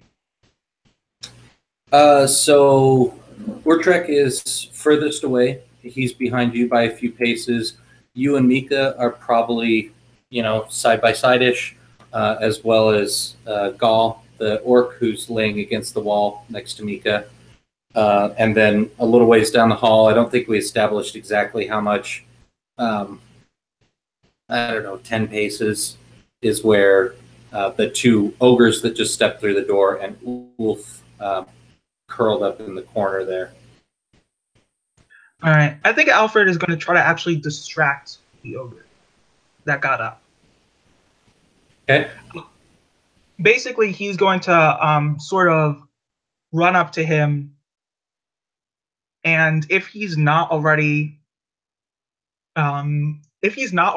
sort of just angry enough to just swing his club at him, he's going to hold up the grappling hook like it was a triumph that he got wrangled by it, and sort of give the ogre a signal.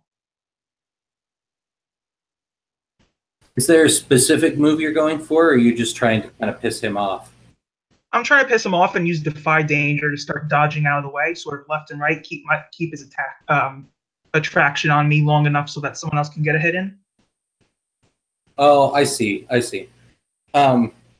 Yeah, I think this is a Defy Danger with Charisma, no matter how we slice it. So go ahead and get that. Doesn't move pull a stunt? What's pull a stunt? I think it's a dex move. I don't know. I haven't heard of it before. Is that a World of Adventure move? Yeah, I don't know. I'm not seeing it now, so never mind. I thought I. No, that's fine. I'm gonna look that up actually. Yeah, it's probably worth looking up. Okay, I got a 9. Oh. Yeah, so you've got his attention, and he starts not moving terribly quickly because his guts are coming out, but he starts moving towards you. And a reminder, that's the one who has that door shield as well. Mm-hmm. Yeah. But yeah, he's not moving fast enough to be on top of you at this moment. Let's have the other one with this burst of light. I think the second one, who's the most fresh, is actually going to pick up Ulf by his cloak. Ulf, are you in enough? Have you come to your senses enough to resist this? Yeah, I think the light kind of washes over Ulf and brings him back into the presence and maybe even bolsters him a little bit. So I have this idea. So I wear this cloak on my back, but it's also on a bit of a kind of like an external frame backpack. And it's rigged so that I could slip out of it. For instance, if I want to leave it in the woods, I can stake it, and it's just this big form that stays wherever I leave it, and I can stalk off and use it as a distraction. So I want to kind of like pull the ripcord and drop out of it if possible. Sweet, yeah. Let's see how quickly you're able to do that. So Defy Danger with dexterity there. Unless you think it's more appropriate that it's quick thinking. Either one is appropriate, I think. Well, I'll take dex because I got a +2 instead of a +1.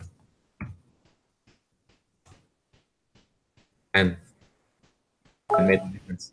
Awesome. Yeah, so he's got your cloak and maybe part of your pack, but let's say the pack falls the rest of the way to the ground. He's got that in his left or his right hand and his club in his left now. And he's like looking at it like, whoa, what happened?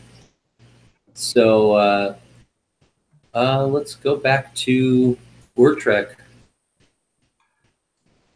Okay, so did the ogre pick up Ulf, or did he just get his pack?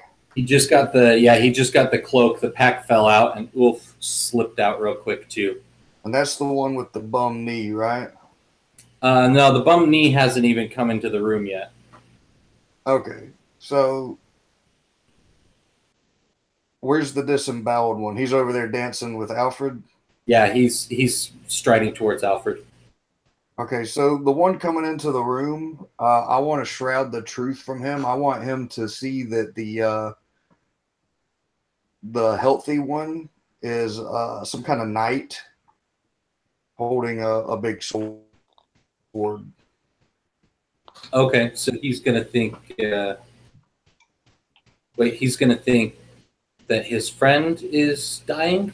The healthy one is dying. Enemy. Oh, okay. One of us. Cool. That he switched sides for some reason. Yeah, go ahead and. So basically, there's a big blaze of light. The guy just like swats at Ulf. Bisses grabs the thing as their eyes adjust, and the one behind's eyes adjust to the new light situation. He sees a big threat standing right there in front of him. Cool. Yeah, go ahead and roll that then. You're cast a spell, right? Yeah. Oh, come on.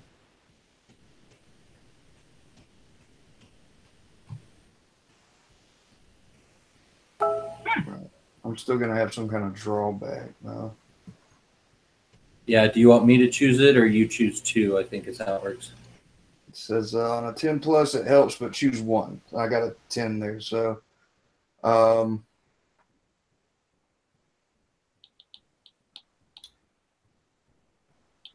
guess it won't last long.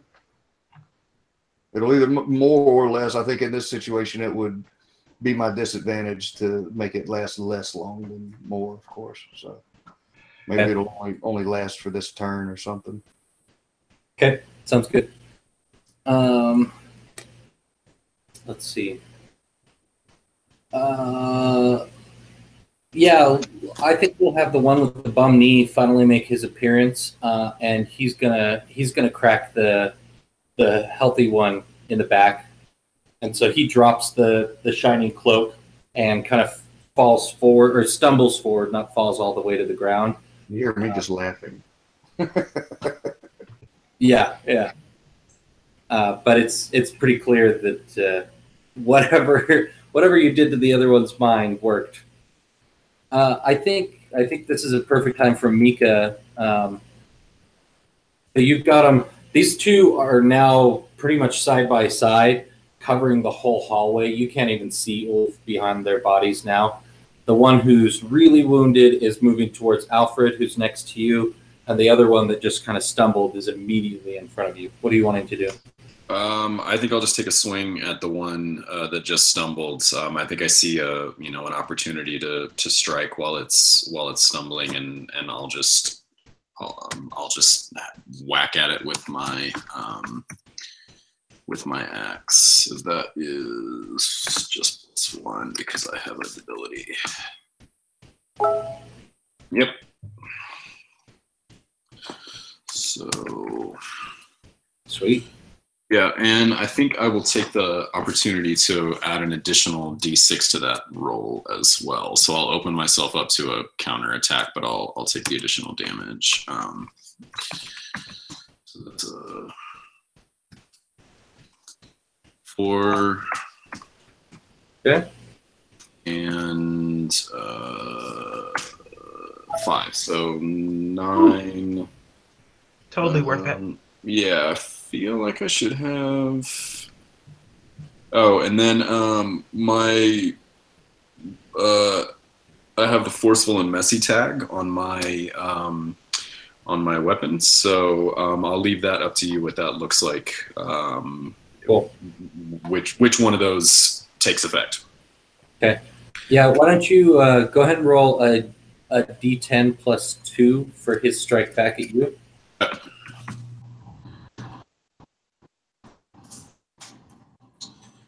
7. I have 1 armor, so 6. And I was just going to say, and that is also piercing. Okay, so fine. So 7. Yep. So the way I'm seeing this fiction going is you guys get into it pretty good. You land some nice blows probably first and dodge his first swing, maybe overhand.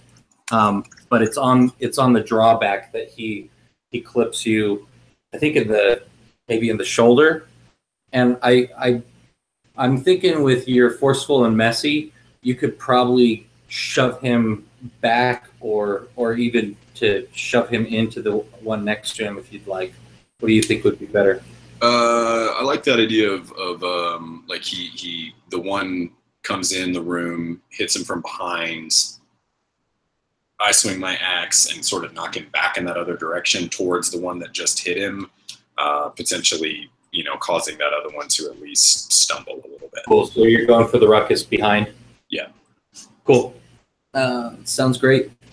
Yeah. So as he gets knocked back into that other one, the hobbled one is livid, and he just cracks him with the butt of his weapon and kills him. So that guy is down and out. His body lands right next to Ulf. All right, Ruben, you've had this guy. When I say Ruben, I mean Alfred. I know. I don't know why it's only you, Alfred. You've had this guy stalking towards you. He's going to take a swing pretty soon. What are you doing? I'm gonna, let's see here.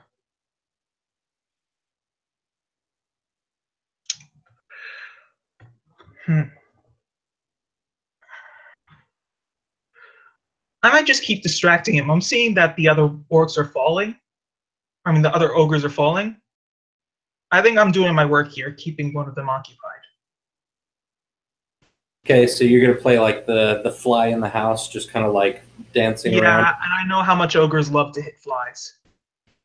Okay. It sounds like you're just continuing to defy danger with Dex then? Correct. Would I make another roll? I'm assuming I would.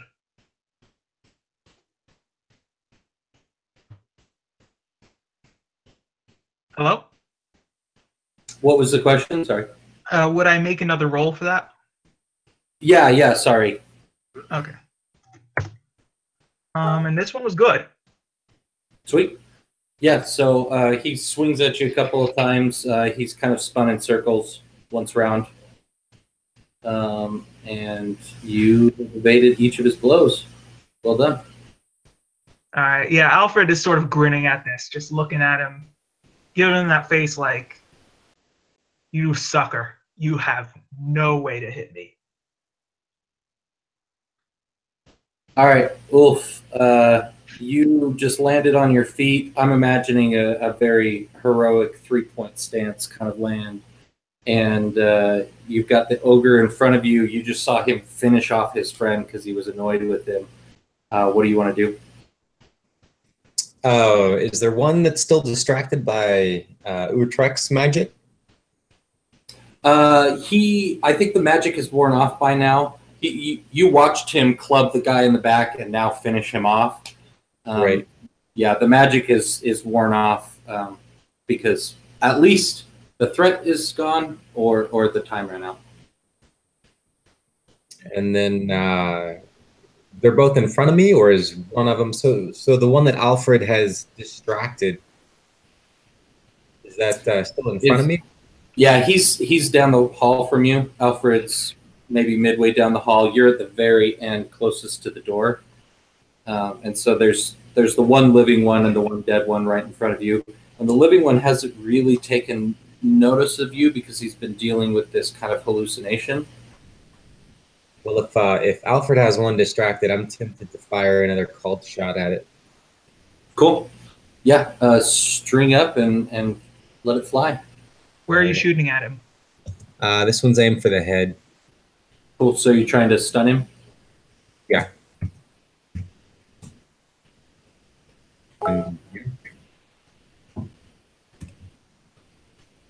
Nice. Whew, we've got a lot of 10 Really? plus. Yeah. Yeah, so you deal your damage as well. So let's see how much damage you deal. 7. Trying to remember how much damage you took the first time. I think he took 7. Is it the one with the bad knee? No, this is the one with the guts hanging out. Oh, never mind. Wait, no, I thought I was distracting the one with the guts hanging out. Yeah, and he's firing at the one you're distracting so he can get the cult shot off. Oh, I thought he was just... My bad, I misheard then. Oh, that's all right. Okay, yeah, so he was distracted. Now he's like holding his head because you knocked him. Maybe we'll say it hit his helmet or something, so we have an excuse why it didn't just finish him off. But he's like bleeding out of his ear, so whatever damage you did is clearly evident there. Trying to think what the next most interesting thing would be. Can Alfred just take this opportunity to just finish him off in this moment he's stunned? Yeah, if you want Like to do that right now. Coup de grace him, I mean.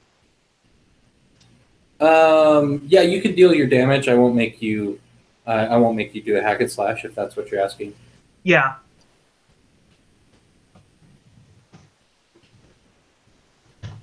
I got a 6. Cool. Yeah, you finish him off. Let's hear how it happens. So Alfred sort of jumps on his club and then jumps on his shoulders, wraps the rope around his neck, and just pulls down. and just his head just like his neck just constricts until he just. Yeah, you see the blubber kind of like curl up around it, and like a little bit of blood coming out, and then he falls backwards.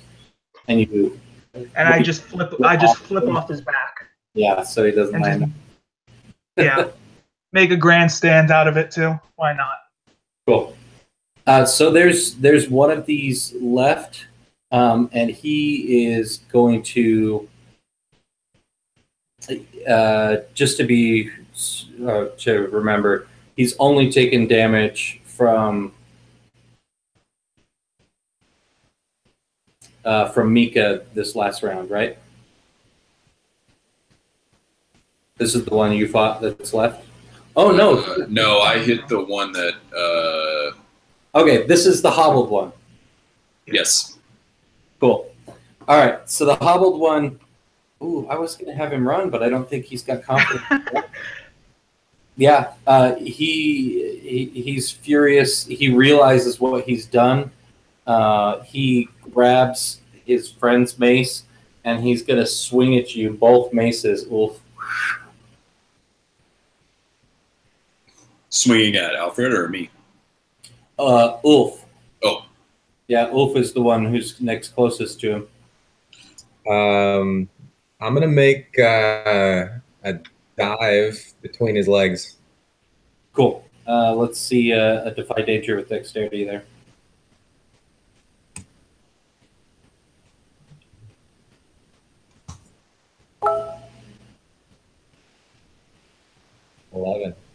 Woo! All right, yeah, you get under his legs, and I'll say he probably even he took a real hard step, and so now he's a little bit off balance.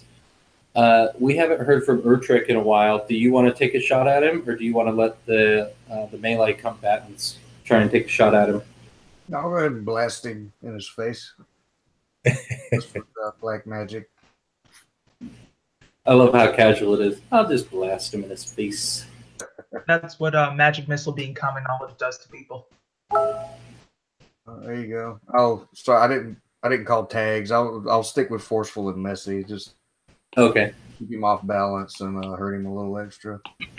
Yeah, I think since you did it to his face, he's going to get beheaded. Not just like with one cut though. It's like a million like tiny knives, like black shadow knives. No need to roll. Blended off. And you guys have a few moments to breathe. I'll go back and check on Gall again. Yeah, he's pretty much in the same condition, real rough, still breathing, but he needs medical attention ASAP. I'll actually pick him up over my shoulder. I know he's quite large, but I am too, and it's a little difficult for me. But I get him in like a fireman carry and take him back because I want to make sure that he gets attention. So I'll take him back to his crew and like I don't know if I can get him like up is it a ladder going down or stairs or what is it? Yeah, I described it as a ladder. I was kind of imagining, like the attic ladders that kind of like fold down. So you should be able to walk up it. Yeah, so I'll carry him up and cry out for somebody to see to him, and then I'll leave him with his crew and go rejoin the party. Cool. All right. While that's happening, here's a question: do ogres have a language of their own, or do they just speak unintelligently? Like, do they speak sort of like orcs do, in a sense? Yeah, I mean they must have some kind of a language of their own. I'll say they're like 5 tiers dumber than an orc is, though. Are you wanting to speak with them? Yeah, I would say so, if possible. Like, if feasible, then yes. We can do it, but like they're kind of more animal than sentient, as far as I'm thinking. Like they have it's like an ant colony, you know, like they have wit enough to like let it set a trap and pull a grasshopper in together. All right, fair enough. I'll yeah, shelve that. You're not going to get much other than we want food. We wait until there's food nearby. We kill food. So yeah. All right. Well, what do you guys want to do? You guys still haven't found the source of the stink, or were the ogres the source of the stink? I guess. Well, we were talking about stink being dead bodies, so they couldn't have been it. And also, we still haven't explained why the arm was especially preserved. They were saving a snack for later, maybe. Yeah, but then the body. Yeah, the arm was preserved because it had just been ripped off, but it doesn't explain why there were living people chained up down here.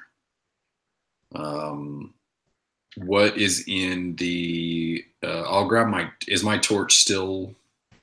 Yeah, you can relight it. That's fine. Okay, yeah. So I'll grab that and head into the chamber or the hallway where the orcs had come from. Cool. Yeah.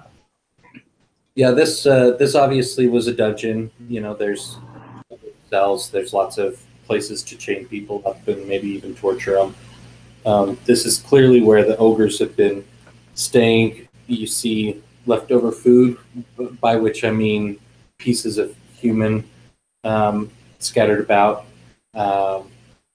just general filth and decrepitness. We'll say there's one living person left. I think that would be interesting if there's still one living person in there. That is interesting. Let's have it be a woman. She's been kept in the closest locked door to you guys, and when she sees you, she just like starts bawling for your help. She's in a cell, or she's chained to the wall? Yeah, she's in a cell. Okay. Is it easy? I'll look around on the wall for a key or something to open the cell door. Yeah, you probably find it on one of the ogres. Okay, yeah. So I'll just immediately get her out of there, as quickly as I can, while saying, "Hey, we're going to get you out of here. You're going to be okay." Doing my best to reassure her and get her free as quickly as I can. Yeah. So you can tell she hasn't eaten in a little while. It's probably been no more than a week. She's not like skin and bones, but she's definitely not plump by any means. Where are you from?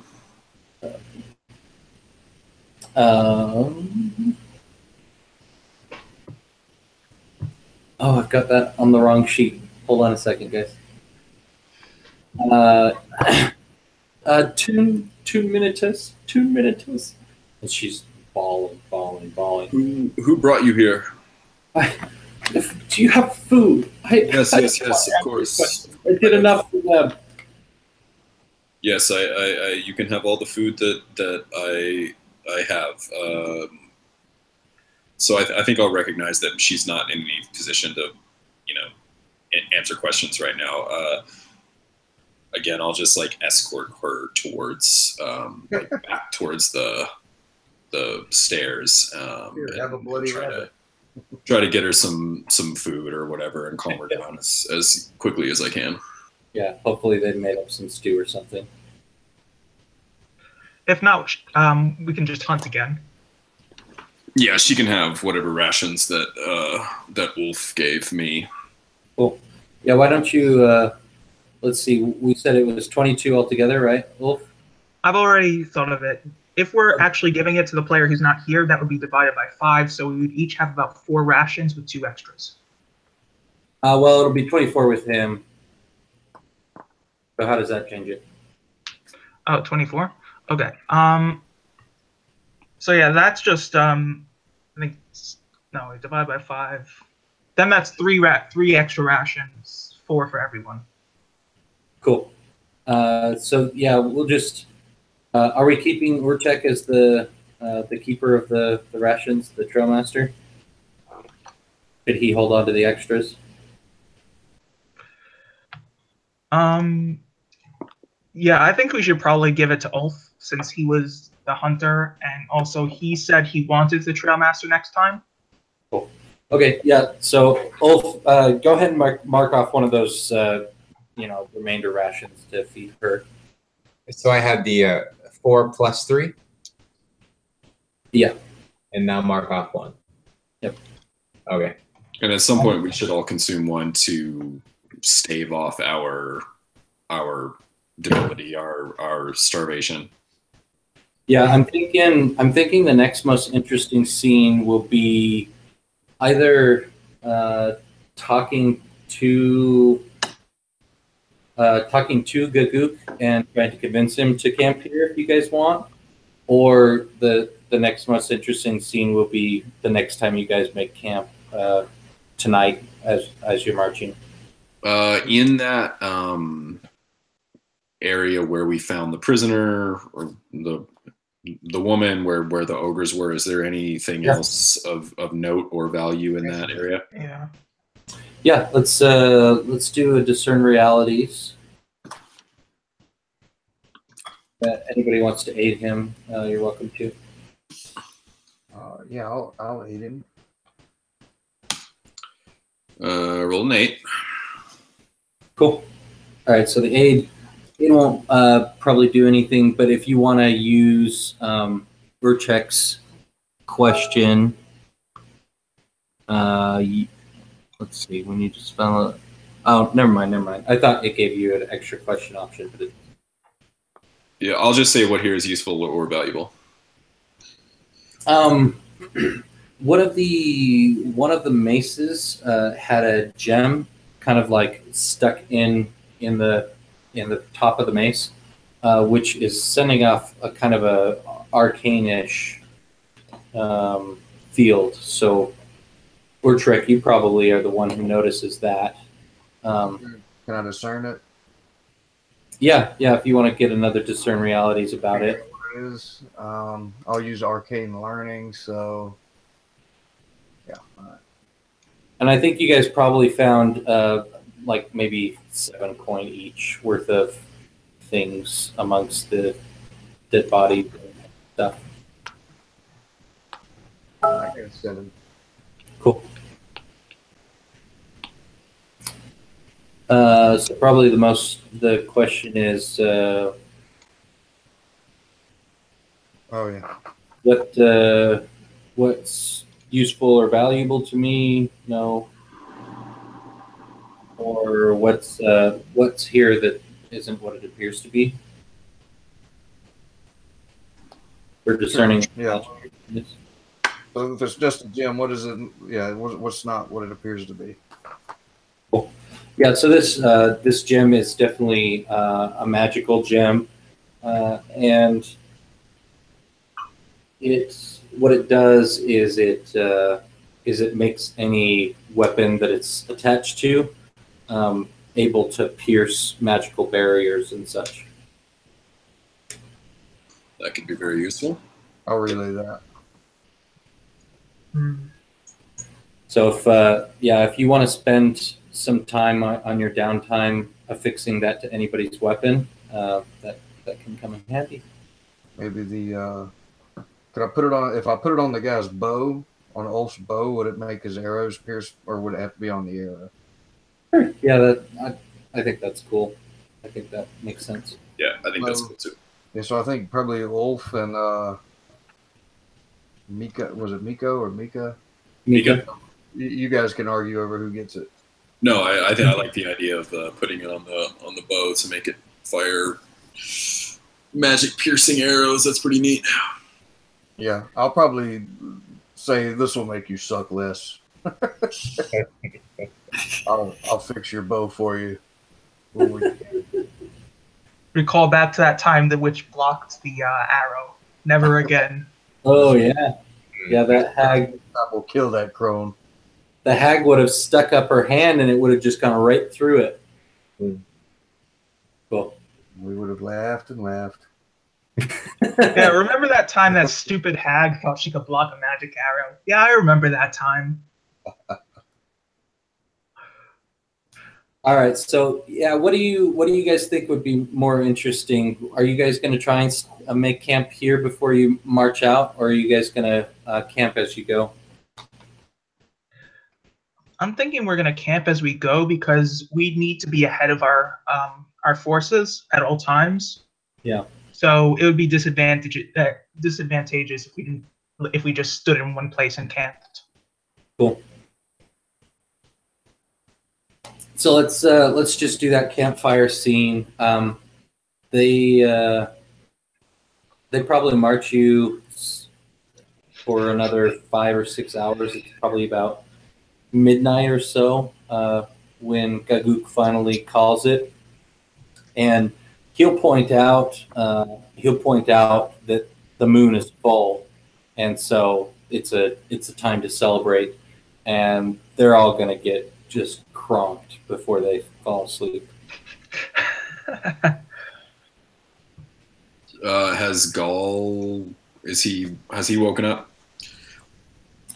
Yeah, let's take a look at Gaul. So, yeah, the priest of Gagabel is the one who is taking care of him, and so he's covered in kind of like this mossy deep grass all over his chest. He's been marching with you guys so that you could carry him in a stretcher rather than riding on his bird. He's definitely not in condition for that. If you want to have a scene with him, we can do that. Yeah, I think I would want to because he explained the significance of the feathers in his, I don't know, headdress or whatever. I think I would explain the significance of my tattoos because it's a similar idea. So I think I would like give the tattoos are not like ornate; they're more like hieroglyphs or something. They're quite simple. They don't take long to give to myself. So I would give myself one and explain to him that in the same way that this feather is a representative of you felling a powerful foe or achieving something special, so too is this tattoo. And I would say this is not so much in significance of defeating the ogres, but in meeting you and making a true friend. Yeah, he'll reach out and take your hand, and in the same way that they salute across their chest, he'll pull your hand across his chest, and he'll say, "True friend, true friend." Yeah, that's a good scene. That's very sweet, actually. I love it. What are the rest of you guys doing around the camp? I'll probably tell them like, "Hey, you guys go on the other side of the bushes for that." Or you and her. Yeah, you're a girl. You and her going on the bushes. I just roll my eyes. I want to congratulate Alfred for his fancy rope work. Yeah, cue us up. How does that scene look? What are you guys up to while it happens? Yeah, so stop moving, do all our camp chores, and I walk over and say, good work with that rope and hook. I've never seen mundane adventuring gear used so inventively and effectively in a fight like that. Thank you. I've sort of made it a thing. It's the best way I can sort of keep up with you guys, if you will. But, try enough and you can make something work. You'll have to show me how to do that. Yeah, I think you can make good work of it. After all, I mean, you've already worked with a bow. I actually worked with a bow on my last adventure, believe it or not. Decided to move to throwing daggers. I always had a fondness of them, if you will. Throwing daggers is an art that seemed like something I could pick up if I tried as well. Tell you what, maybe I'll show you how to knock an arrow and loose this bow, and maybe you teach me how to fling a throwing dagger. I'll do you one better. I'll show you how to lasso something with a hook. Deal. By the way, I gotta congratulate you on your hunting skills. You really know how to how to pull a party out of a bind there. Thanks. And Ulf is embarrassed. He doesn't like being praised. It's just something I learned when I was younger. Well, isn't that for all of us? Glad to be of use. I'm always glad. That's why they call you Glad Alfred. At that, he sort of grins. Of course, it's the mask itself grinning, but it's just as much.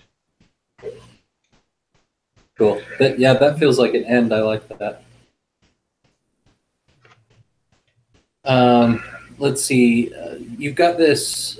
I assume you took the lady with you, right? Mm-hmm. Okay. You've got her along with you. Did you guys want to talk to her, or what are you doing about her? I would say definitely. Well, first we need to feed her, obviously, to get her into her right mind, because anyone locked down there for a week would need food first thing. Yeah.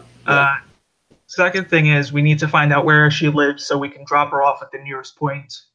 If not, ask how she got down there and if she has any goals or anything before she leaves. Yeah, I want to know who took her. Because I don't think it was the ogres.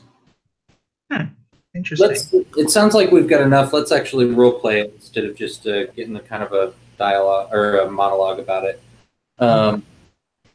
Alfred, why don't you set up the scene? All right, so Alfred is sort of this is before he was talking with Ulf, I'd say. He sort of was eyeing the woman as she was sort of voraciously eating down the rations and the stew, like a starving animal. And he sort of waits for her to sort of settle down and get sort of centered. And then he sort of walks over and says, "Fine night out, isn't it?" First night I've seen in weeks. Yeah. Always good to remember what the outside looks. But how does it look for you? Where do you come from? It's the city, not too far from here. Tun Minotas. We're going to Tun Vareg. Yes, snobs. Yeah, we're sister cities of sort. Would you happen to be on the way over, or are you past the city itself?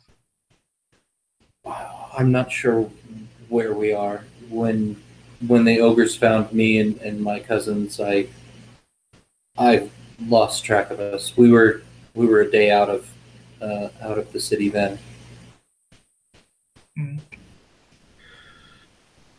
Alfred's actually gonna sort of pull off a defy danger here to tell if she's lying about anything.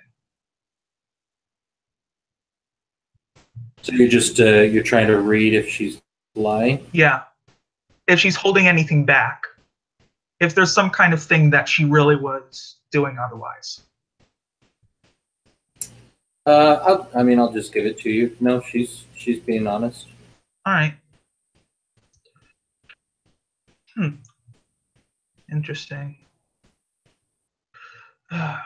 We're sort of, it's not hard to pick up, but me and my friends here, we're on a bit of a mission going to Tun Vareg. Yeah, you guys look like a war band. What's gone on with Tun Vareg? What have they done? What have they done? I'm not 100% certain. Well, he wouldn't say 100%. That's sort of not the kind of. I'm not certain, but I'm not certain. But we have a task. That's all I know. We're scouts, if you will. We're just looking for problems. Kind of like the people who scout out the wilderness, if you will. We ran into a hag earlier. No. you're more than just scouts, just doing your duty. And she kind of like looks at your pin. She's like, your blade's for hire. He grins and he says, "Blades for hire is a bit of a harsh term, if you will. Sure, I'm in that group, but that doesn't mean I'm not a person of different interests." Oh yeah? Well, is one of your interests actually letting me go home, or are you just going to press gang me into your service? I hadn't thought of that at all. Look around you. Do you see, well, let me put it this way. Unless you're an archmage or anything of the sort, or because you're clearly not a muscled orc or anything of the sort. Well, camps always need camp helpers, and, well... And he holds up his hand and interrupts. He says, "Like I said, don't lump me with everyone who you think is in there.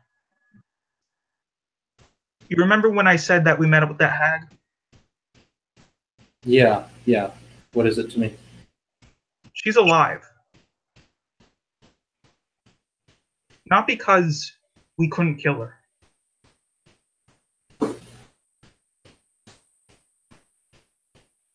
Well, I'm glad to hear that the soonest opportunity you'll send me on home then. Unless you have any other desires on the way. It's simple. To me, this is just about saving as much lives as we can, or I should say preserving as much lives without any needless conflict. That's what gets the job done, in my opinion. Yeah, I don't think she really has anything to say to that. I think she's gotten what she wanted from the conversation. She got a quasi-guarantee that she'll be set free. So, Was there anything, Mika? I thought you had a question. What did you want? Yeah, just who actually kidnapped her? So it was the ogres? Yeah, it was the ogres. Yeah, me and my cousins, we were, it was May Day. We were headed to our village we were born in. One of my little cousins, she was going to get her true name, and the ogres stopped us on our way. And what are we supposed to do? I understand. I'm sorry that happened, and I'm happy that you are now free. Yeah, me too. Thank you.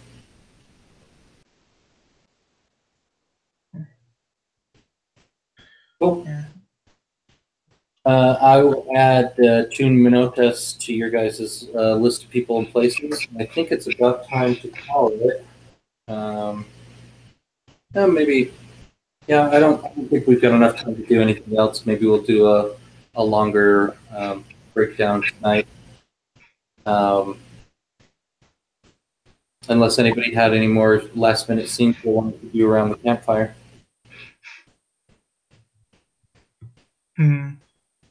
I'm just looking at the keys right now. See if there's anything left to turn that we could do. Sure.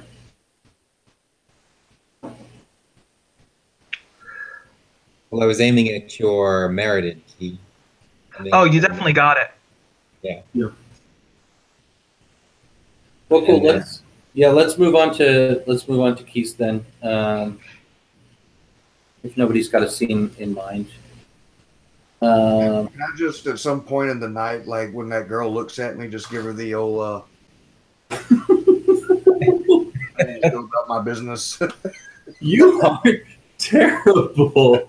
Oh my gosh. I think she's gonna tattle on you to Mika and ask, Mika, will you protect me? He's yeah, similarly to earlier, I'll just roll my eyes and say, it's just his way. He's not actually going to do anything. I mean, yes, I'll protect you, but just ignore him and you'll be fine. I believe you. If it happens again, come talk to me, but don't Don't worry about it. He's just a dickhead. Do you know this expression, dickhead? I think we've got a similar one. Yeah, from where I come. I can put it together. Awesome. I love that it's been established verbally now.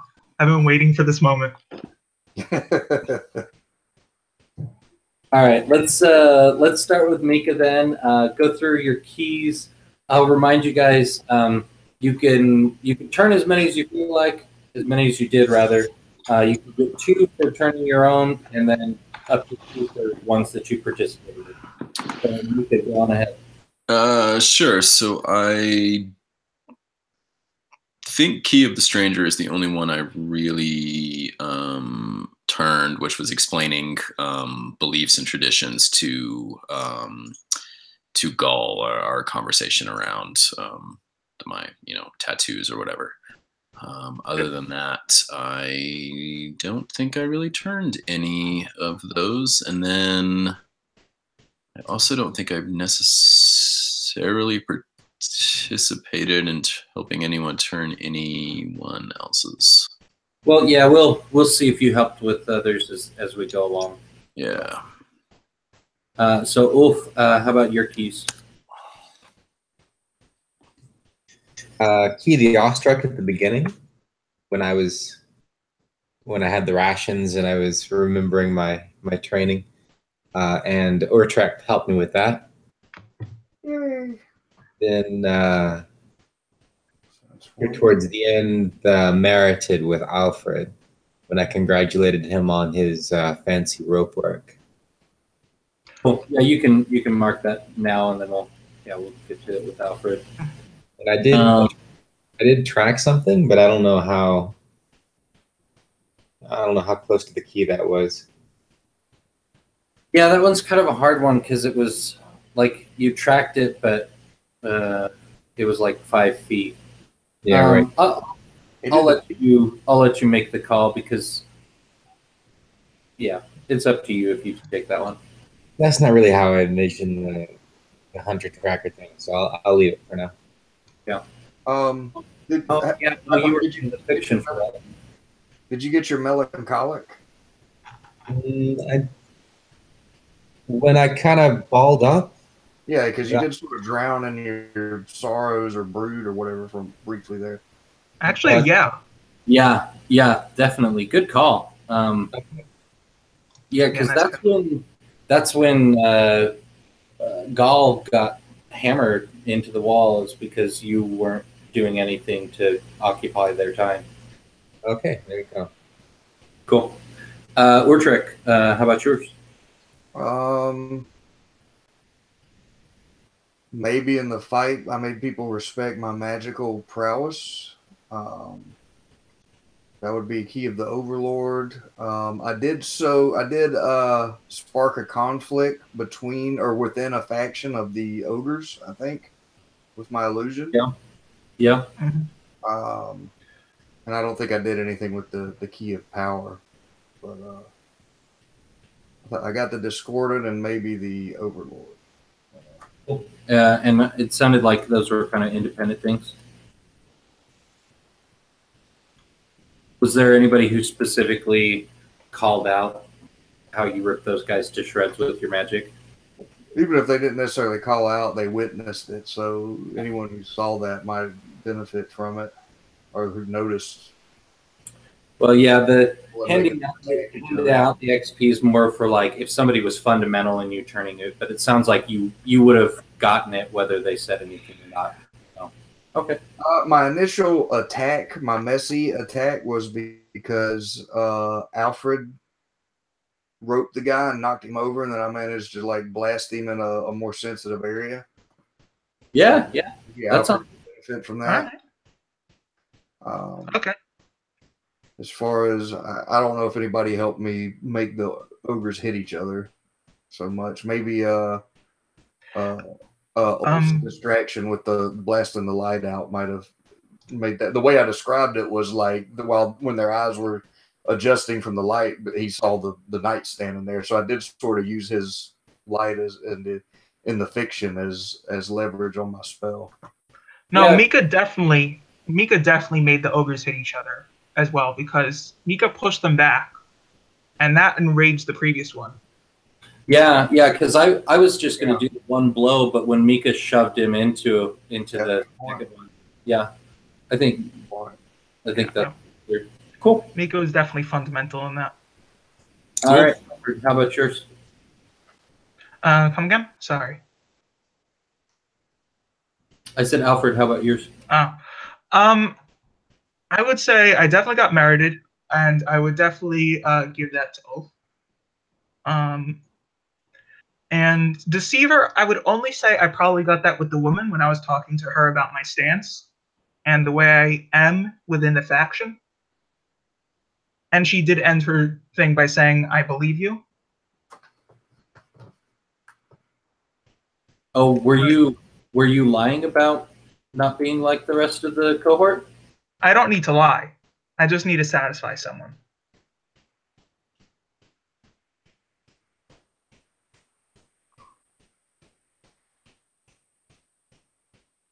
Oh, okay. Yeah, that's fine. Mm-hmm. Cool. All right, let's do our adventure, and then we'll stop the broadcast and do a little debrief. So, did we defeat a notable enemy? 3 ogres. I say yes. Yeah, 3 ogres in a tight space where they got the jump on you. Yeah, sure. Let's see. Did we loot something useful or valuable? Got that gem. Yep. And did we learn something new and interesting about the world? New city. Yep. We learned that there's a sister city not too far away. And also the birds. About how the birds are tamed. Yeah.